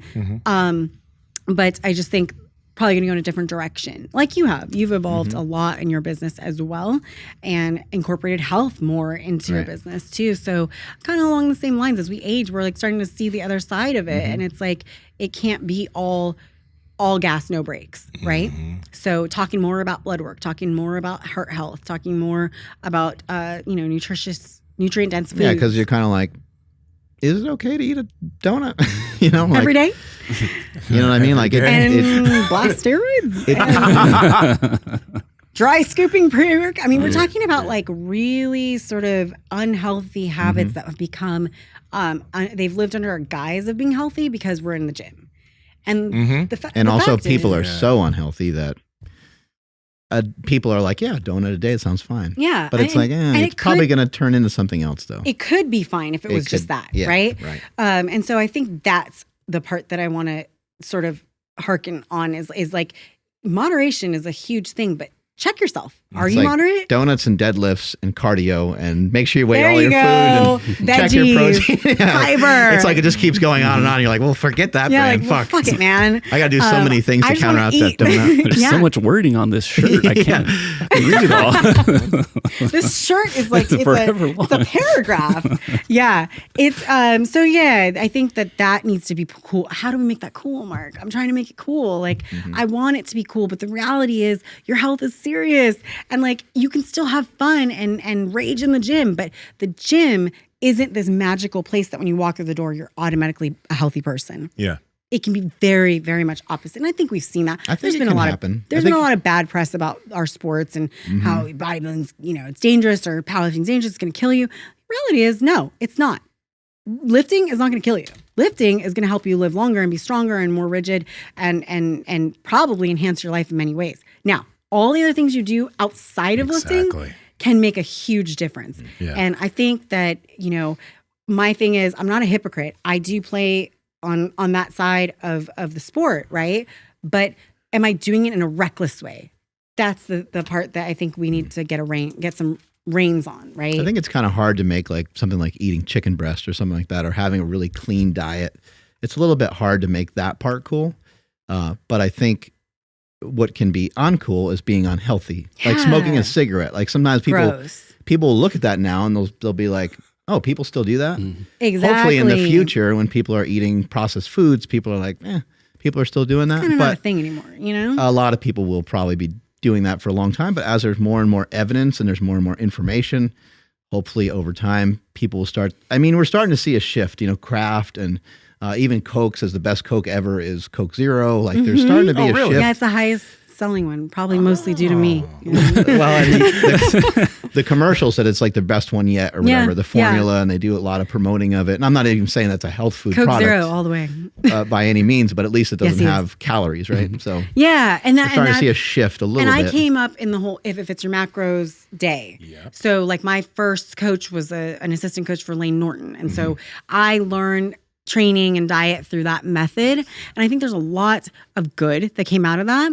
A lot of balance that you can have. But again, when things are good and then there's this continuum and it goes bad, right? So it's like in the beginning, we were just doing a little if it fits your macro. We're still eating chicken, still eating veggies, and then we're sprinkling a Pop-Tart here and there or a donut here and there. Yeah. Now, I have clients who come to me and they, in their intake form, tell me their daily diet. And I'm like, bro, where is the regular food? Like, where's the nutritious food? I'm hitting my calories and carbs. Yeah, but I'm hitting my macros. Okay, it's how like do 6 you feel? p.m. There's like an actual meal, and you're like, well, there was no meal during the day. There's just like snacks. Yeah, if you're lucky, Mark. Yeah, it's like that meal might be Chipotle, right? And that's healthy for them. You know what I mean? So I think we just need to pull it back a little bit. Yeah. I just think that I'm one of those. I'm the most moderate person I've ever met, and I think that that's not sexy. It's not. And so I think if I were more extreme and hardcore, and my messaging was hardcore, maybe I'd have 1 million followers, right? But nobody really likes that whole like, yeah, you can do that if you're doing all of this, and if you're getting a good night's sleep, and if like it's just not sexy. But the reality is that that moderation lifestyle is going to get you to a place where you can have grandkids someday. And even though you're 25 and you're not thinking about that, you're just thinking about, like trying not to blow your back out with a deadlift. Dude, I'm telling you, at one point in your life, even if you don't have grandkids, you're going to want to be an old person, right? You're going to want to live a healthy life. When you're older, you don't want to be depending on other people. You don't want to be in a wheelchair or have diabetes, like all these preventable diseases. Like you don't have a freaking stroke at 40. So there's just, we gotta get a handle on ourselves. Be an adult, eat a vegetable, eat a vegetable. Is that towards Nsima? I eat vegetables every now and then. I feel he doesn't eat vegetables. Barely. True. Now you've blown my whole thing. I eat it's like, fruits. how does he look that good if he... I eat fruits. I eat meat. I eat some veggies Okay. every few weeks. Right? Every few weeks. All right. Yeah. How about drink water? Can we agree on that? I drink tons of water. There we go. It's got to Drink have some electrolytes. water. Yeah. Some sucralose with electrolytes and all that good Okay, stuff. I can deal with that. When I eat a lot. Yeah. Yeah. I mean, eat some high quality protein. There we go. Don't take 5 shakes a day. Have a steak. I have a quick question for you. You're still tracking right now, correct? Mm. Is T still tracking also? Or is so I'm curious Mentally. about this because you've tracked for years. So you're probably someone who at this point you could eyeball shit. Like you could, if you were to put away the scale, you could probably maintain your body composition probably, right? Now, long term, what do you think you're going to be tracking? So that's what I was wondering. Do you think you're going to be tracking forever, or is it just something to help you understand food so that you don't need to do it for the rest of your life? It should be for most people. Yeah. For me, I have to dial it in. Absolutely. I need to be dialed all the time, right? I have a spreadsheet of my diet from my coach. So it's itemized by every ounce, every gram, and all the macronutrients. But for clients, I actually offer a fundamentals of nutrition through my company, and my coaches will teach their clients how to build a plate just on portion control. Yeah. How to grocery shop for more nutrient-dense food. And then if they want to excel to the next level of tracking, they can do that. If not, maybe they stay in that first zone forever, right? And then there's also folks that I've trained to track macros for a year or two, or maybe even more. And then they exit and go back down to fundamentals where they're just worried about portions and eyeballing, serving sizes. Yeah. And I think that is ideal. If you can get like your parents, if you have overweight parents, to just track for like a couple weeks even to get them to wrap their mind around what serving sizes they should have, right? Understand how to build a plate, right? That is enough to change their entire lifestyle. You can lose 10, 15% of your overall body weight if you're obese and improve your health so dramatically. So that's not a lot of weight. That's not a lot of weight. If you're talking about a 200-pound person, we're talking about 20 pounds. And you can improve your health markers by so much. So you don't need to micromanage your food. I feel like people are afraid to even like call me for coaching or email me for coaching because they think I'm going to be rigid like a bodybuilder. If you're not bodybuilding, God, I don't want you to do this. Yeah. I don't want you to live that way. And I also don't want you to be codependent on your coach forever. You shouldn't be coached for 20 years. Yeah. You should learn how to eat like a healthy human being and then move on with your life and just be healthy, So it's definitely not a forever thing. For me, I'll probably eat more intuitively. Maybe I'll measure. Yeah. But I don't have to put into a log every day. That would be weird. That would be real weird. I don't know. You ever mess with intermittent fasting at all? So not in the traditional sense. I was just staying with a friend of mine who's also a trainer, and he was like, "You kind of fast, don't you?" Because I don't really start eating. My feeding window is more about 12 noon, and I eat until like evening, which is a pretty big window. But I cannot start in some days till 2 p.m., which for some people would be considered a fast. Right. Your sleeping time, and then that like extra whatever, how many hours. Have you always done that? I've always been no, not always. But since I started bodybuilding particularly, yes. Yes. It helps me reserve my calories for when I feel the most hungry. Yeah. Post-training window. And then also I use THC. And so that makes me hungrier in the evening because I use it to calm down and sleep or whatever. I take a very micro sort of dose and I get a little hungrier. Just get blasted. I have no. I do not. But after that, if I take let's say I take 5 milligrams of THC, I may get hungrier, so I have an allotted meal post that. So I've always, for the past few years, even when I just was entertaining bodybuilding, like a couple of years ago, I started doing that. It really helps with prep. It really helps with prep because I do fasted cardio anyway. Yeah. So I can't eat for the first couple of hours because I'm doing cardio. So, it's not hard for me. And I think really I will. smart, And T does all the time. Sometimes he doesn't eat till 7, 8 o'clock at night. Yeah. And he'll just have one meal. And But it's a big meal. It's a pretty big meal. Yeah. It's got a generous amount of protein in it and fats. But he used it. He used it intermittently during powerlifting to cut weight down to 242 because he's a big man. So, and it worked for him because he trains after work. So he wouldn't eat till his pre-workout shake at 5 and then train hard and then eat all his food after training. So it can work. And I think that T's talked to me about some research about like anti-aging and how, so I think that that's a model we might actually explore for both of us as we age for sure. Yeah. And we're big on 10-minute walks. Thanks, Mark. Oh, there you go. Yeah. It sounds like you most days you have a 12 or 14 or 16 hour fast almost. Sounds like it, yeah. Almost every day. I just never think about it. Yeah. Yeah. Do you find you're ever food focused? No, not unless I'm in prep. Not unless you're in prep. No. And does that happen at the... As soon as your calories are taken away, you're a little bit more food focused. No, it's only when it's like really low. Oh, okay. Yeah. It's really low. And that's when you start looking at the food Instagram stuff and the TikToks or whatever. But no, right now you could have like they eat regular food next to my friends eat regular food next to me, whatever regular food is. And I'm totally fine. They got donuts yesterday and I was just sipping iced black coffee and no, it doesn't bother me. It's such a great place to be. Some people listening are like, man, I don't understand what that means. Yeah, Like they I haven't was gotten, like that. They haven't gotten there. So was Yeah, I. I think all of us were at some point. What do you think got you out of that? Out of being food focused? Desire to win. Really? Okay. Yeah, I really want to win. I want to be a good pro. I want to go to the Olympia. The downside of eating crappy food just is not great, too. You know? That too. You know, That's not, a big like, one. Yeah, I just.